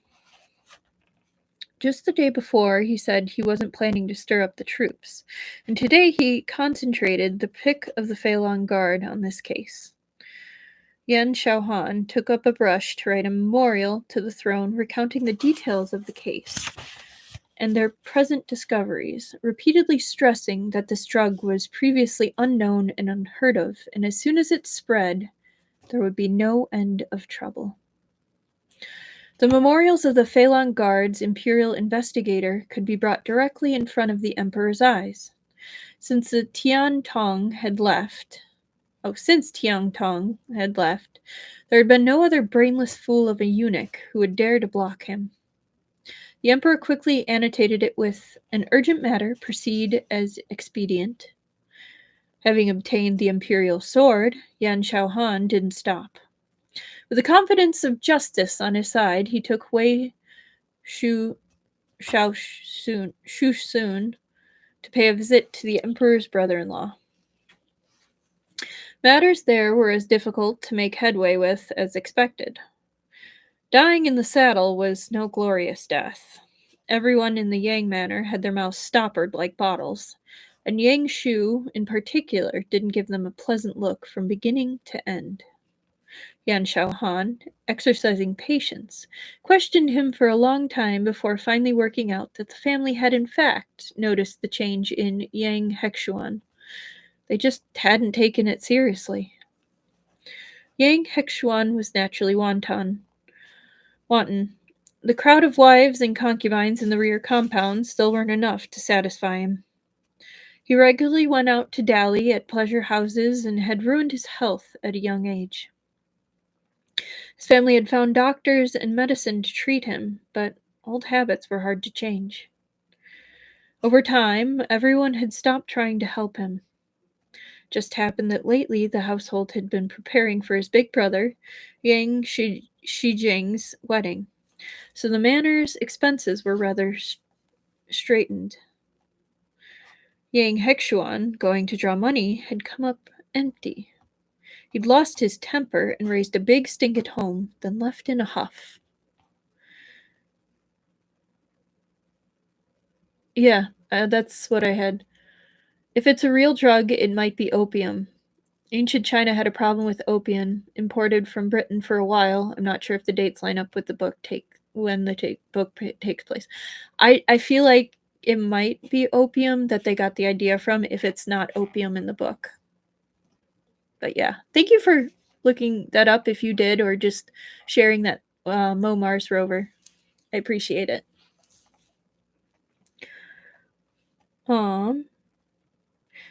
So he'd lost his temper and raised a big stink at home, then left in a huff. Oop, there's this fly that's flying around the basement, so if I start like twitching or go like that, that's why. His family had heard that he had been staying in Xinghua Alley and had thought he was just sulking, not expecting that the next time they had heard news of him, he would have been parted from them forever. Irascible and easily angered, burning with desire, it all tallied with the symptoms of taking the drug that Shen Yisei had described. Yan Xiaohan observed closely. It seemed that the Yangs still didn't know that he had died from taking drugs. They all thought that it had been a mishap. If a clean living person died in the saddle, it would certainly be seen as fishy.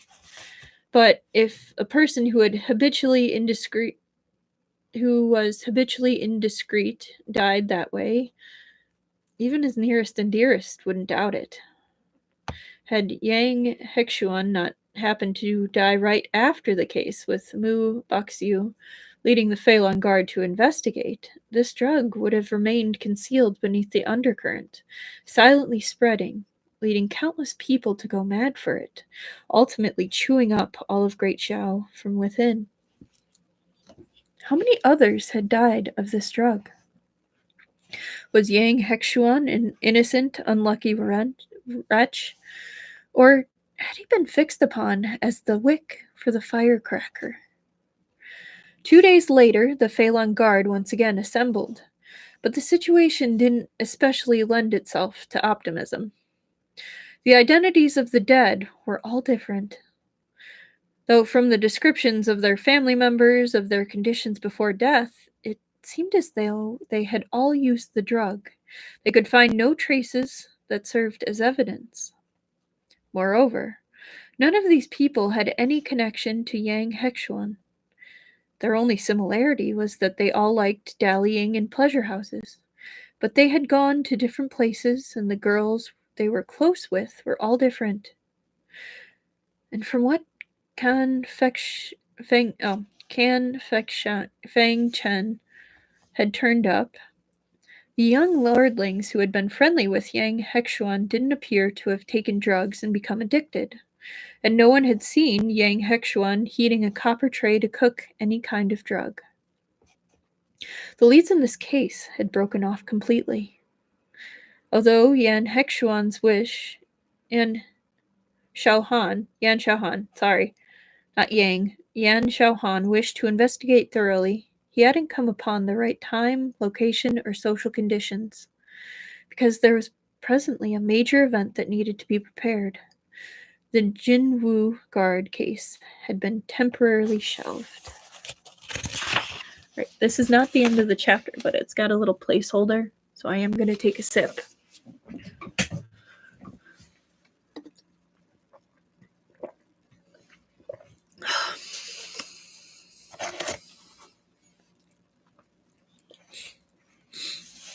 The third day of the third month, the vast longevity festival. Emperor Yuntai paid his respects at the imperial ancestral temple, offered sacrifice to heaven and earth, and received congratulations in Yuji Hall. The officials performed 33 obeisances, presented the memorial of congratulations, and held up wine cups to extend birthday wishes. Emperor Yuntai bestowed tea upon the officials. When the ceremony was over, the imperial carriage removed to Chi Chun Shun Hall. Ki Chun Hall. The birthday feast would begin at noon. So many words. So many names. Today was the vast longevity festival. Apart from the central figure of Emperor Yun Tai, the one who attracted the most gaze was the Marquise of Jinning, Fu Shen, who had just returned to court. After an absence of several months, the Marquise of Jinning's elegance was superior even to what it had been in the past. He still suited the title of the face of the court. His Majesty had given him special dispensation not to kneel, and had given him tender words of encouragement, bestowing upon him his own wine and fresh fruit. Sovereign and subject were in perfect harmony, so friendly that even Fu Shen himself nearly believed it. Ki Chun Hall was very far from Yunji Hall. The emperor had ridden in his carriage, while the officials had to slowly walk over on foot. A young eunuch pushed Fu Shen's wheelchair for him. Fu Shen, after politely answering pleasantries from all around, suddenly narrowed his eyes and looked up ahead. He turned his head and asked the eunuch behind him, "Hey, that person walking up ahead with his head down, isn't that the court of the censorate's imperial censor, Gu Shan Lu?" The imperial looked carefully and answered, "Lord Marquis, that is indeed Officer Gu." Fu Shen said, "Come on, let's go say hello." The eunuch was utterly bewildered. He had probably never seen a military official of the first rank trying to worm his way into friendship with a civilian official of the fourth rank. "Yes, Lord Marquis." Imperial Censor Gu Shan Lue had his head bowed in contemplation. Hearing someone call to him, he automatically raised his head to look their way, and saw no one. After an aggrieved pause, Fu Shen said dismally, "Here, look down." Gu Shan Lue lowered his head and looked down. Not even in his dreams had he expected to see him. He quickly saluted. "Please forgive my lack of manners, Lord Marquis." Fu Shen didn't take it to heart. Instead, he said politely, "In the case of the Eastern Tartar diplomatic mission, I heard that Imperial Censor Gu was acting on my behalf. I ought to have called upon you to express my thanks before, but there were too many things keeping me busy, and I was in poor health. This is how I have come to delay upon until now, and I am only seeing you today." He cupped his hands in a salute and said solemnly, "Imperial Censor Gu is virtuous. My gratitude is profound. Thank you."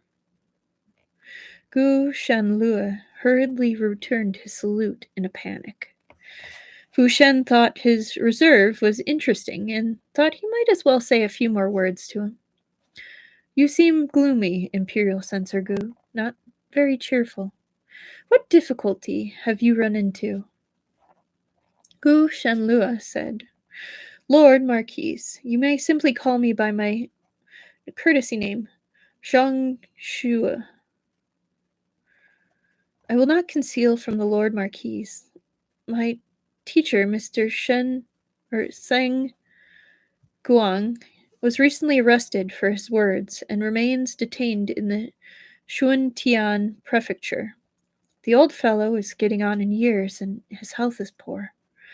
I am very troubled at heart, which is why, alas, how embarrassing. Cheng Guang, you mean the wise gentleman from the Kaiwangshan Academy? Kuangsheng Academy, who was imprisoned last winter. That is my teacher, Gung Shang Lua said. I received instruction at the Kuangshan Shang Academy. When my school is in difficulties and my teacher in prison, as a student, how can I dare to stand by idly with my hands in my sleeves? But Fu Shen wasn't listening closely. He raised his head and looked into the distance. He seemed to smile. Then he stopped the conversation, saying consolingly, "Do not be overly worried. Zhang Shui, Shui, Zhang Shui. Heaven stands by the worthy. I trust that this misfortune can turn into a blessing for your honored teacher." These names are going to kill me, I swear. Gu Shanlue thanked him vaguely, not understanding why the Marquise of Jinning would ask about these matters out of nowhere. As they spoke, everyone had reached Chi Chuan Hall. Armed Imperial guards stood lining both sides of the road, while the head of the Imperial Guard stood high on the steps with his hands behind his back, his face grim and stern, his cold gaze making a person's legs weak when it swept their way. Fu Shen heard two Imperial secretaries behind him whispering in fright. How horrifying. Who's offended him now? The young eunuch pushed the wheelchair up in front of the steps. Yan Xiaohan, stony-faced, quickly came down and bent to pick up Fu Shen, his gaze like a knife. He said to the dumbfounded eunuch, "What are you standing there for? Climb." The officials at the foot of the stairs whispered among themselves. Did you see his expression? All the veins on the back of his hand. It's no wonder he's in a bad mood.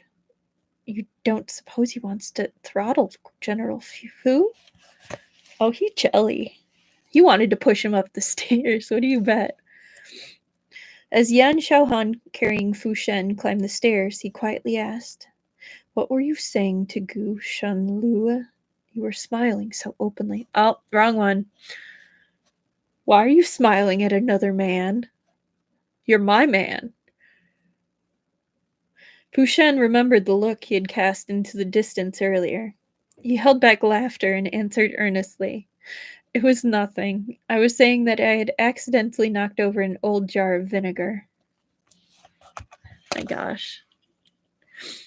All right. That was chapter 34. We have two more.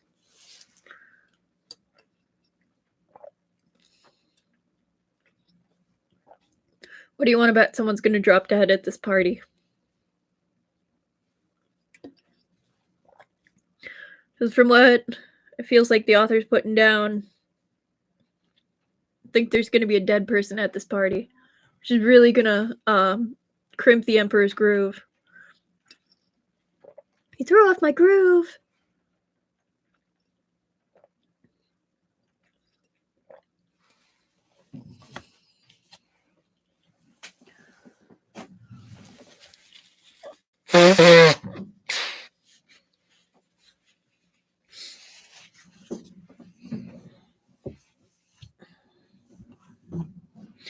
All right.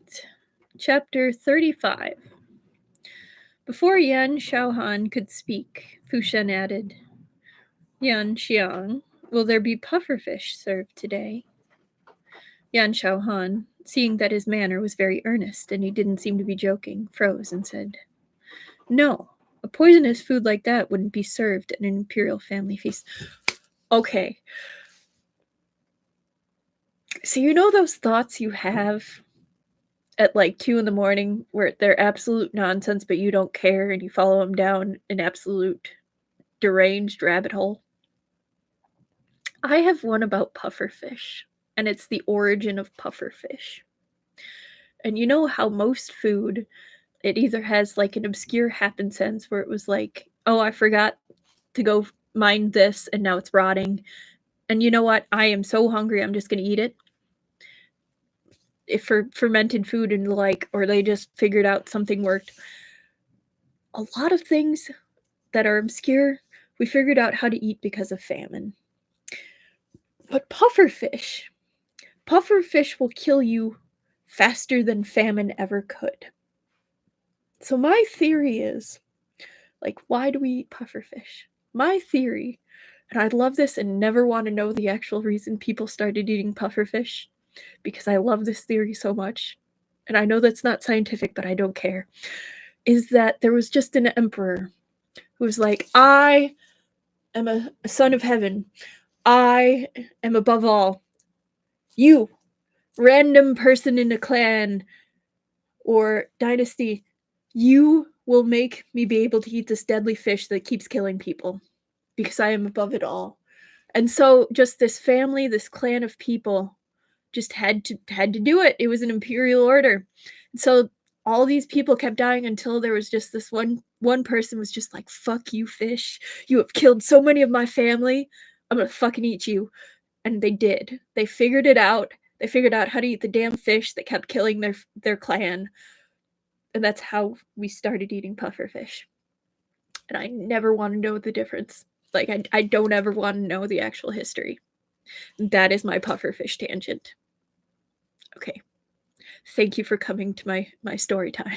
Like, I know it's ridiculous, but it's like, it's one of those where it's like, it is a very fast death. And yet we still have people that eat it today. And it is a very involved process. Like, thank you, Chi Chi Kiki.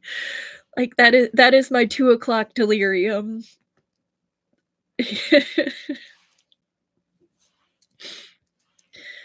Yeah.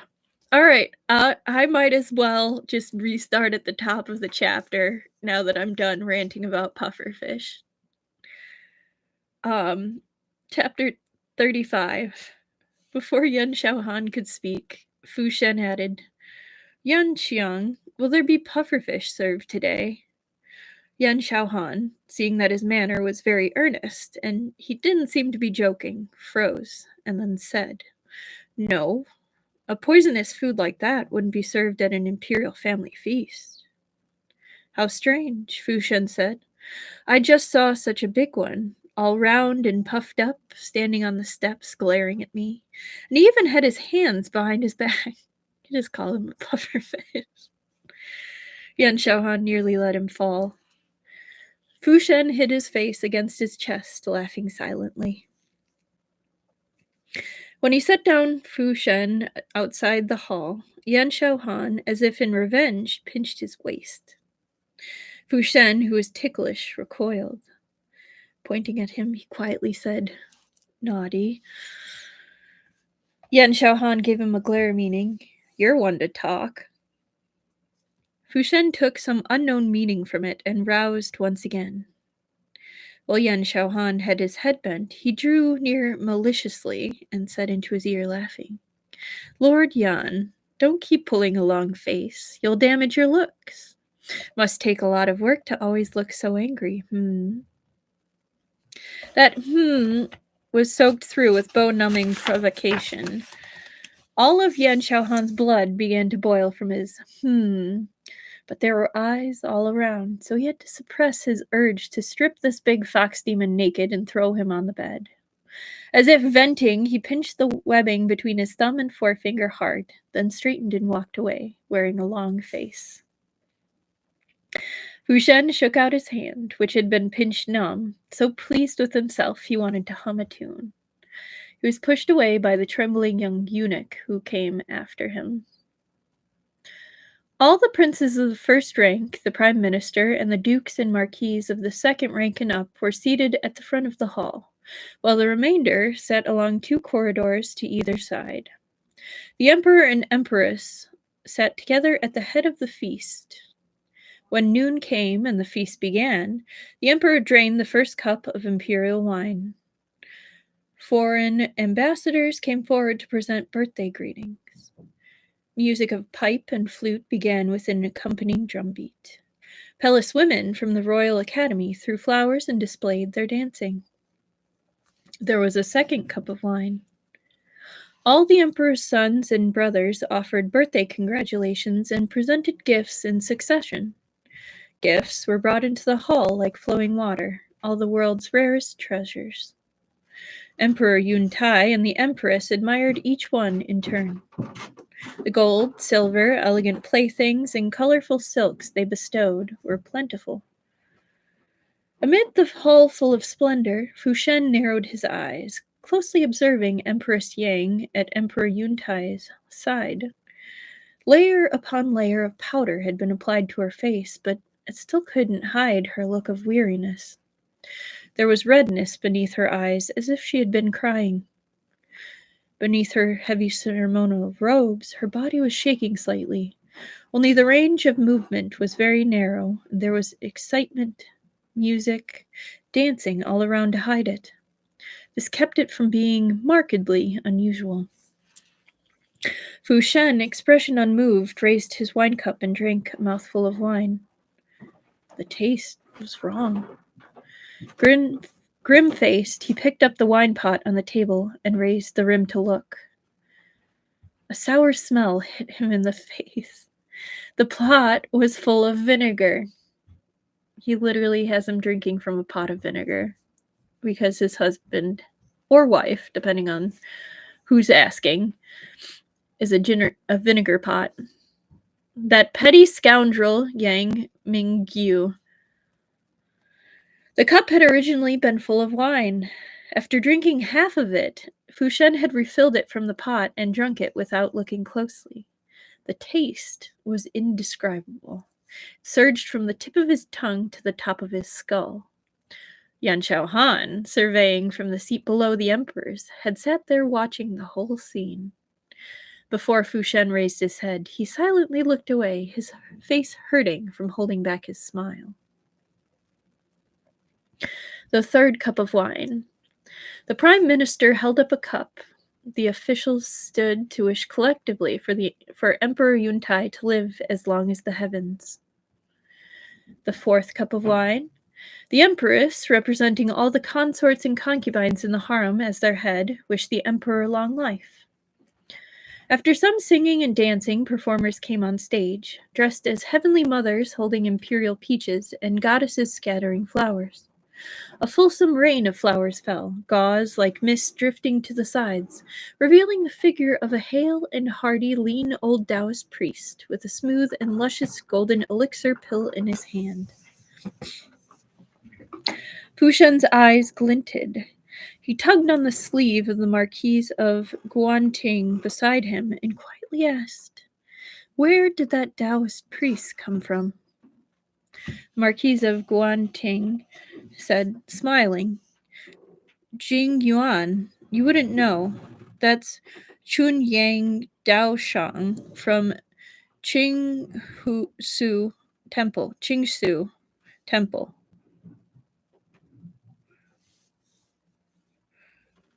The emperor's brother-in-law recommended this priest, and his elixirs were indeed effective, so his majesty took him into the palace to support."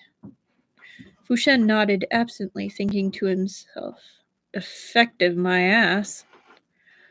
Of successive generations of emperors, while one among them, who had sought immortality and trusted alchemists, had ultimately enjoyed long life. Of successive generations of emperors, which one among them who had sought immortality and trusted alchemists had ultimately enjoyed long life? Emperor Yuntai was paranoid to begin with, and now that he had taken in a Taoist priest to fan the flames at his side, who knew what noxious winds would come their way in the future? Sooner or later, these imaginary things would become a source of calamity, bringing instability to the court, leaving the nation without peace. Chun Yang Daoshang had a lofty and otherworldly appearance. He walked up in front of Emperor Yuntai, swaying, and announced in a peculiar veiled tone, "If you please, your majesty."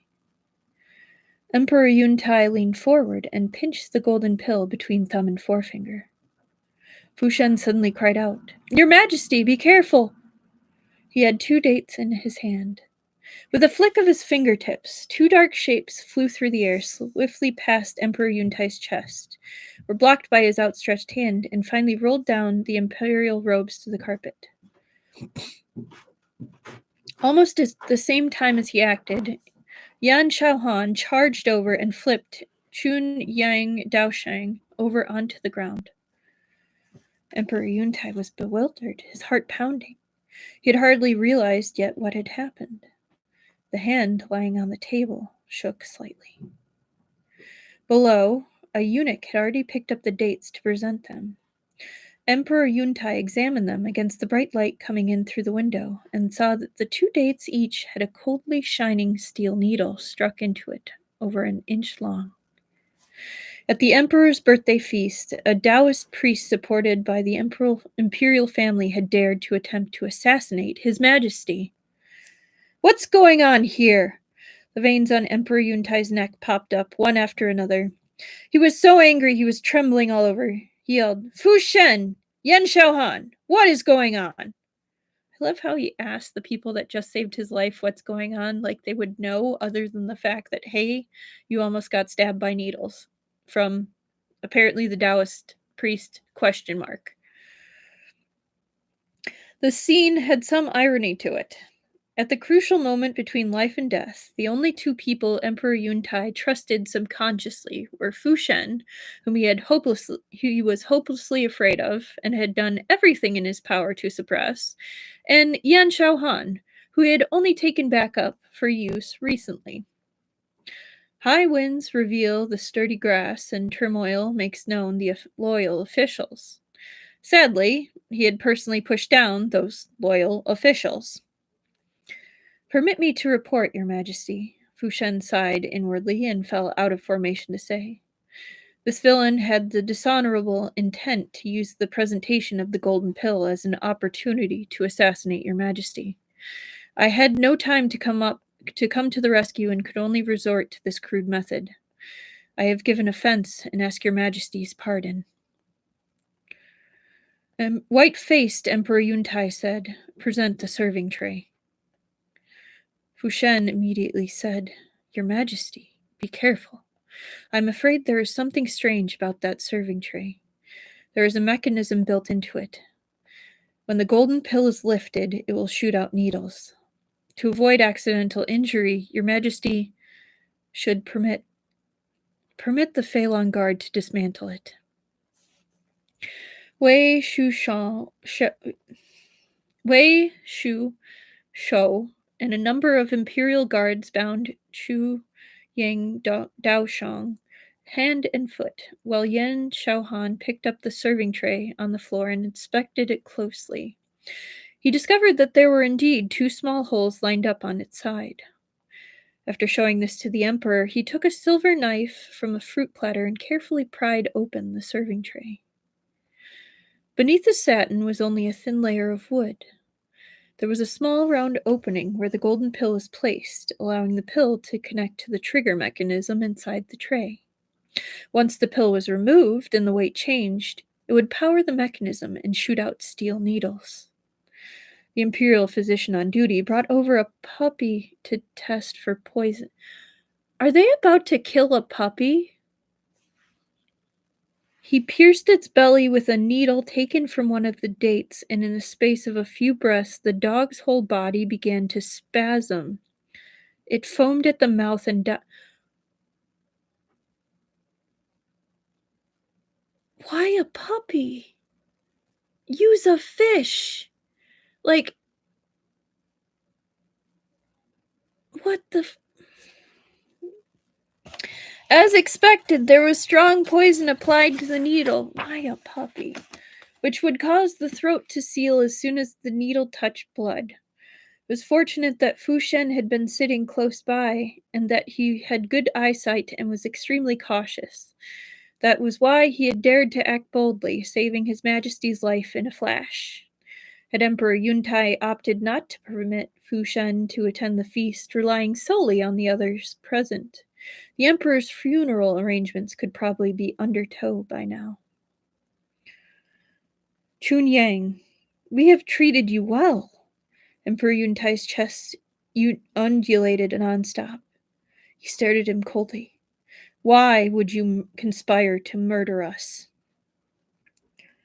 This Chun Yang Daoshang was no ordinary person. With death near at hand, he was perfectly calm and at peace, treating Emperor Yuntai's fury as though he didn't see it. Bound hand and foot, he actually began to recite the Tao Di Jing in a whisper under his breath. Birthday feast had nearly turned into a murder case, a funeral. With the accompaniment of Chunyang's Daoshang's exceptionally inscrutable voice. The scene was terrifyingly strange. Each and every one of the civilian and military officials present broke out in gooseflesh. Yan Shaohan, seeing that he wouldn't talk even under pain of death, quietly instructed, "Gag him." Emperor Yuntai said, "Take him to be interrogated." With the Feilong Guard there, the three chief judicial ministers didn't care to come forward to meddle in this case. Wei Shushou took Chunyang Daoshang away. At his seat, Emperor Yuntai briefly closed his eyes and calmed himself. He suddenly opened his eyes and shouted, "Yang Shu, what a good man you recommended." Yang Shu's face was ashen.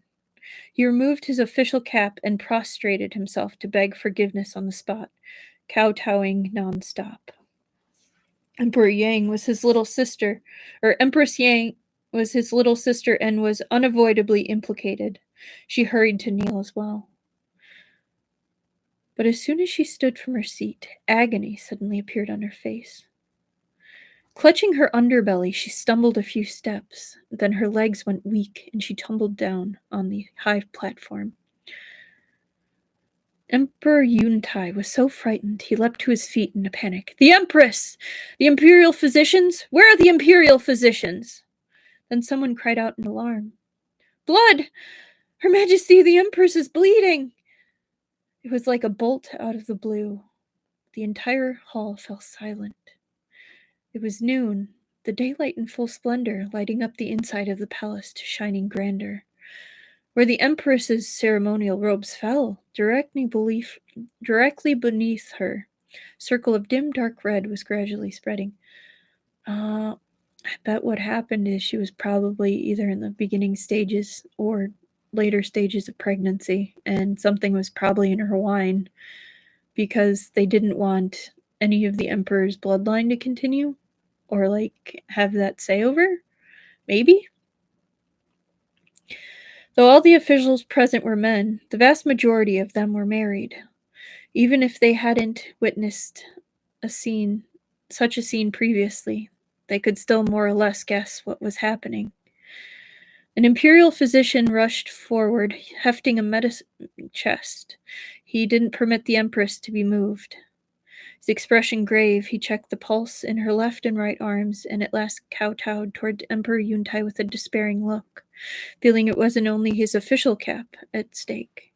He might not even be able to keep his head on his shoulders. Reporting to His Majesty, Her Majesty the Empress is 2 months pregnant, but the condition of her pulse shows portents of a miscarriage. This pregnancy has become dangerous. Every word he said was like a heavy hammer slamming against Emperor Yuntai's pounding temples.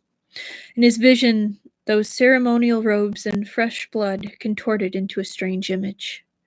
There was a look of sorrow on the woman's pale face, but the red lips were brilliant. In his eyes, they seemed to be silently showing force and sneering. Liars! They were all liars! Near the assault of intense fury, a breath caught in his throat. Emperor Yuntai wanted to fly into a rage, but he suddenly felt his body tip as he lightly fell over. The situation immediately went out of control. Your Majesty! All right. Last chapter of the night is coming. I just need a slight tea break, as probably noticed my voice is getting...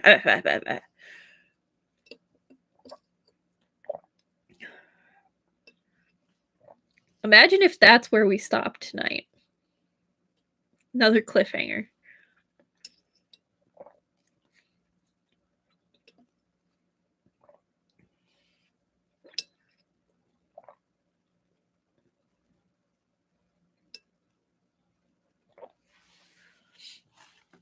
All right. Chapter 36. The vast longevity festival during the 26th year of Yuntai that had opened with birthday wishes from officials and the shared joy of the people closed with the emperor fainting and the empress having a miscarriage. Yan Xiaohan was in a hurry to return to handle the case and could only see Fu Shen to the Dongsheng gate. He had a young eunuch get servants from Yan Manor to come wait outside the palace gate. While no one was around, he bent down and hugged Fu Shen, instructing, "I don't know how long I'm going to spend investigating this case. So don't wait up for me. Go to bed early." Fu Shen was probably still thinking of what had just transpired. His expression wasn't relaxed. Hearing these words, he nodded. Yan Xiaohan continued, "I saw that you didn't eat well at the palace feast just now. Eat something else when you get home. Don't go hungry. Don't forget to take your medicine." Fu Shen finally freed himself from his thoughts. He pulled Yan Xiaohan down to eye level by his collar. Rather than saying he kissed him, it would be more accurate to say he bumped his lips and said commandingly, "You're much too young to go around imitating fussy old maids. Shut it. No chattering." This really was like making eyes at a blind man. Yan Xiaohan was caught between laughter and tears, thinking that with his usual care, like holding something in your mouth, trying to keep it from melting, or holding it in both hands, trying to keep it from dropping, was completely unappreciated by this darling marquise. Next time, he ought to make sure he couldn't get out of bed for 3 days. Give him a chance to appreciate the value of an old maid, learn to be content with his lot. The two of them only had time to exchange a few tender phrases before the young eunuch returned to report on his mission. Yan Xiaohan watched as the two of them disappeared outside the palace gate, and the smile on his face cooled bit by bit. He switched to an unfeeling expression. When he turned to go back to the North Prison, he had once again become the vicious and merciless imperial investigator. As soon as Fu Shen returned to Yan Manor, he shut himself up in his room, giving instructions that he was not to be disturbed. The servants saw that his expression was unpleasant and didn't dare to give any counsel. Even Du Lang was shut out. It was only in the evening that someone worked up the nerve to knock on his door and invite him to eat, tremblingly saying that if he didn't eat, the master would certainly be angry if he found out. When these words were spoken, Du Lang felt that things were going to go badly. A person like Fu Shen, who had occupied high positions for a long time, hated most to be threatened.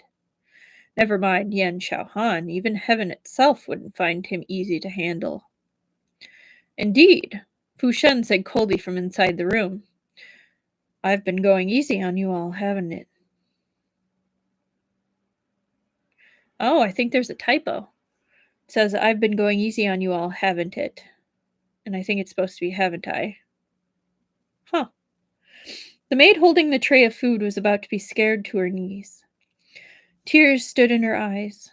She could neither leave nor stay. Du Lang couldn't stand it and was about to send her away when suddenly he heard Fu Shen say, "Forget it. Bring it in." Huh? As Baiyuan's army doctor, Du Lang was only too well acquainted with Fu Shen's awful character. His word was law in the army. Once his temper came out, his wrath would be thunderous, sparing no one's feelings. Few people dared to meet this onslaught head-on. This temper wasn't so bad when it came to official business, but in matters of everyday life it seemed particularly unbending. Du Lang had previously been thrown out of his tent by the collar for making him take his medicine. He really couldn't imagine that this person, who would make a concession at a single sentence, was the Marquise of Jinning he knew. In fact, Fu Shen had no appetite, but as soon as he heard the maid say, "The master will be angry," he remembered Yan Xiaohan saying to him, "This is the first time in my life I've cared for someone so much." When Yan Xiaohan cared for him so much, what did it matter if he made a concession or two for his sake? If a grown man encountered difficulties out in the world and came home and vented his anger on his wife and children, could he still be called a man? Since antiquity, it had been hard for heroes not to falter in the face of beauty. It could not be otherwise. The palace remained bustling until late at night. His Majesty had woken in the afternoon, and, despite his weakened condition, dealt with the Empress and Yang Shu. As for what had caused His Majesty to fly into such a rage, the inside story was unknown to outsiders, but Yan Xiaohan had heard and understood it all. He was even a little regretful that they hadn't managed to take care of the crown prince while they were at it. But after this, the favor enjoyed by the crown prince would probably decline to nothing. The Feilong Guard's investigation, however, was not proceeding smoothly. They had turned King Shu Temple upside down and interrogated the people who normally had dealings with Chunyang Daoshang, one by one. But the origin of the poison and the motive of the assassin both remained a complete mystery. Chunyang Daoshang, meanwhile, was like a perfectly scaled clamshell. Despite alternated coercion, bribery, and torture, he maintained his silence. Yan Xiaohan thought to himself that if this went on, the Feilong Guard would become the next Jinwu Guard. As he thought this, Guo walked out of the interrogation room and numbly washed his hands. He carefully washed all his slim, pale fingers clean, one by one, then looked up and said to Yan Xiaohan, "He's already half dead. If you won't talk tomorrow, there's nothing else I can do. Let's leave it as this for today. Let me keep thinking." Yan Xiaohan muttered to himself. "I keep thinking there's something else strange about him, and it doesn't seem to be connected to the Yangs. King Shu Temple has been in the capital for decades, with plentiful worshippers. As a monk, why doesn't he stick to being above it all? What's he doing getting mixed up with things at court?" Tang Guo only knew how to skin. He didn't know how to dissect. After listening to these questions blankly, he responded with an equally doubtful gaze. Yan Xiaohan said, "Forget it. Go get some rest. We'll question him again tomorrow." It was already late at night when he came home. The whole house was sleeping. The gatekeeper, eyes heavy with sleep, opened the gate for him, holding up a lantern. Yan Xiaohan quietly walked into the compound. The maid keeping watch outside heard movement and stood to help him change and wash while relating to him in a whisper what had happened in the manor that afternoon. Yan Xiaohan remembered that Fu Shen had plainly been doing just fine when he had left the palace. Puzzling over this, he opened the door as quietly as possible. As soon as he took a single step inside, a query unexpectedly came from inside the completely dark room. "Back?" Yan Xiaohan's tense movements relaxed. He went to the table and lit a lantern. "Why aren't you asleep yet?" He looked over at the rather dim candle flame and saw Fu Shen leaning against the head of the bed, wearing a thin inner robe, the quilt only covering his legs. His eyes were slightly narrowed because of the sudden light. There was an odd sense of frailty and dejection to his silhouette. "Couldn't sleep," Fu Shen said. "How was it at the palace?" Yan Xiaohan didn't answer his question. He took off his shoes and got into bed. His first order of business was to pull up the quilt and wrap him up tightly. "As long as you're sitting here meditating in the middle of the night instead of sleeping, would it kill you to put on another layer?" Oh my goodness. They're so domestic and I love it. Spring nights in the third month were still very cold. Oh, that's March. The inside of the quilt was icy. Yan Xiaohan felt around, then simply hugged him, lifting the quilt and covered both their bodies with it. Fu Shen, like a feral cat that found a den, didn't talk back when scolded. He dropped his head to pillow it against Yan Xiaohan's shoulder. Tell me, is it that you can't sleep, or that you're brooding about something? Yan Han held his waist with one arm and used the other hand to push his messy hair behind his ears. I heard from the servants that you were in a bad mood this afternoon. Who annoyed you, Fu Shen kept his mouth tightly shut. He felt that he needed an opening to pour out his troubles, but it had been too long since he had vented to anyone. He'd forgotten how. Though there were thousands of words in his mind, he didn't know where to start.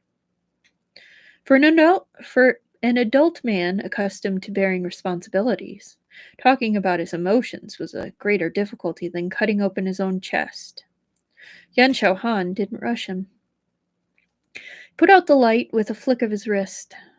The darkness became the best hiding place, letting him stop hesitating and slowly let down his emotional guard. Finally, Fu Shen quietly asked, "What happened to the Empress?" "A cup of poisoned wine," Yan Han said calmly. "It's been announced that she simply lost too much blood and died despite receiving treatment." "Oh, man." Fu Shen seemed to laugh in the dark night. "Fair enough. His Majesty couldn't have allowed her to keep living." Yan Han said, "You knew?" Fu Shen said, "Yes. The Empress wasn't pregnant with the Emperor's child. It has been a long time since His Majesty has set foot inside Kuning Palace." The state of affairs in the hall, then, he understood at a glance. Otherwise, he wouldn't have passed out from fury. "I did not pick up on that." "Oof, that's another layer of drama right there." Yan Han's voice was rough. "You," Fu Shen admitted it candidly. "My doing." Silence. As if his tail had been stepped on, Yan Han nearly jumped out of bed. Only then did he realize what Fu Shen meant. Not knowing whether to laugh or cry, he slapped Fu Shen's arms. "You don't have to be in such a hurry to answer. You caused the Empress's miscarriage, not her pregnancy.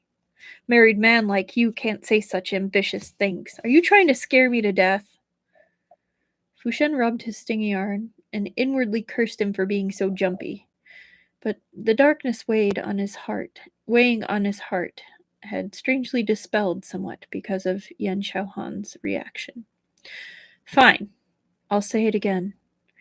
The Empress's miscarriage at the vast longevity festival was arranged on my orders," Fu Shen said.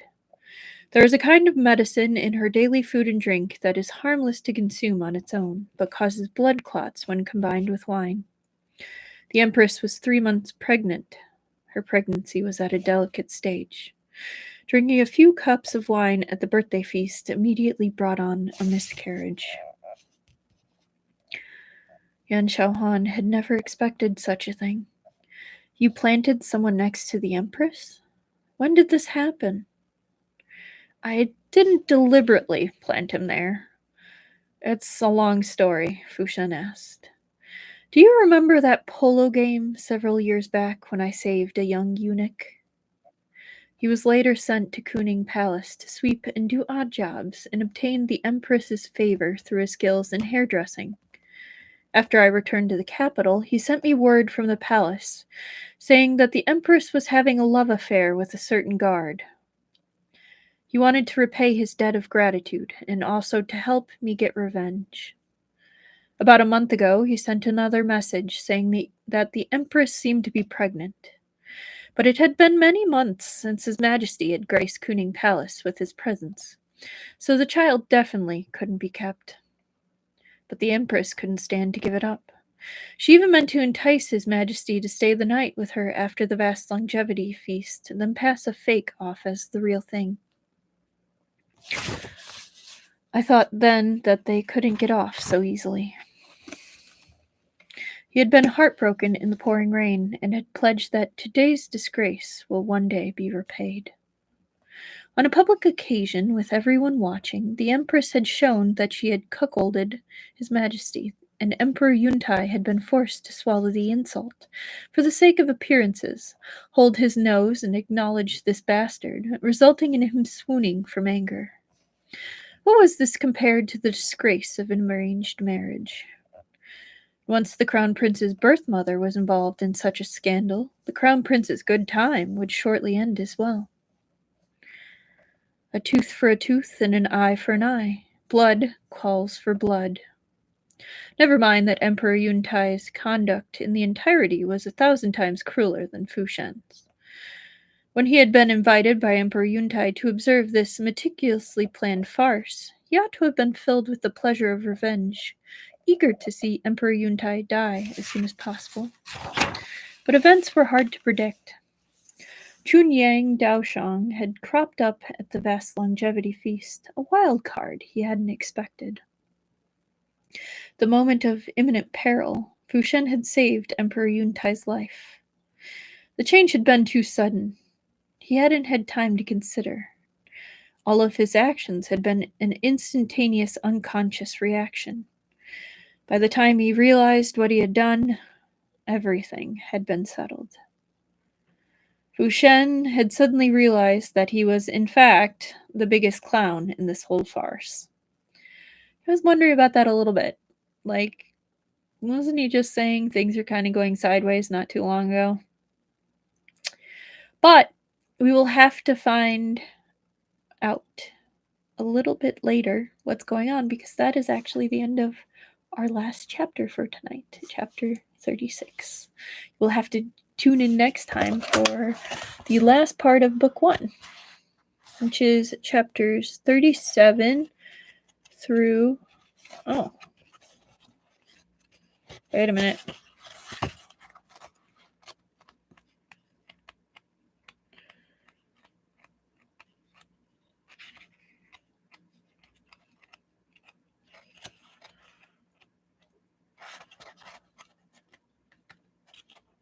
Okay. 37 through 44. Which is the end of our first book. Yep, 44. All right. We went through quite a bit. We got some lovey-dovey moments. We got some cringe moments. Everyone got to enjoy my rant on pufferfish, which I hope you enjoyed. And we had some banquet drama. Ooh. And some telenovela drama. C-drama, sorry. At the feast with the Empress sleeping with guard. Ooh. We also have our side plot with the drug ring that has apparently been existing for at least 3 months, I believe they said. Or the research maybe only went back 3 months. But we will get to see what happens next time and where we end for book 1, which kind of works out. We'll be able to finish this week, and then we will start the next Golden Terrace next Tuesday. But I will see you Thursday for the next reading. If anything changes, I will definitely let you know on my Blue Sky on YouTube posts. But usually I also just confirm there that yes, I will be streaming. I didn't today. I was running behind today. But usually I'll be like, see you tonight. Or just post the confirmation for next session. So if you're ever curious, there's information on my posts or at my Blue Sky, which is Rosebud Reads, same as here. Nice and easy.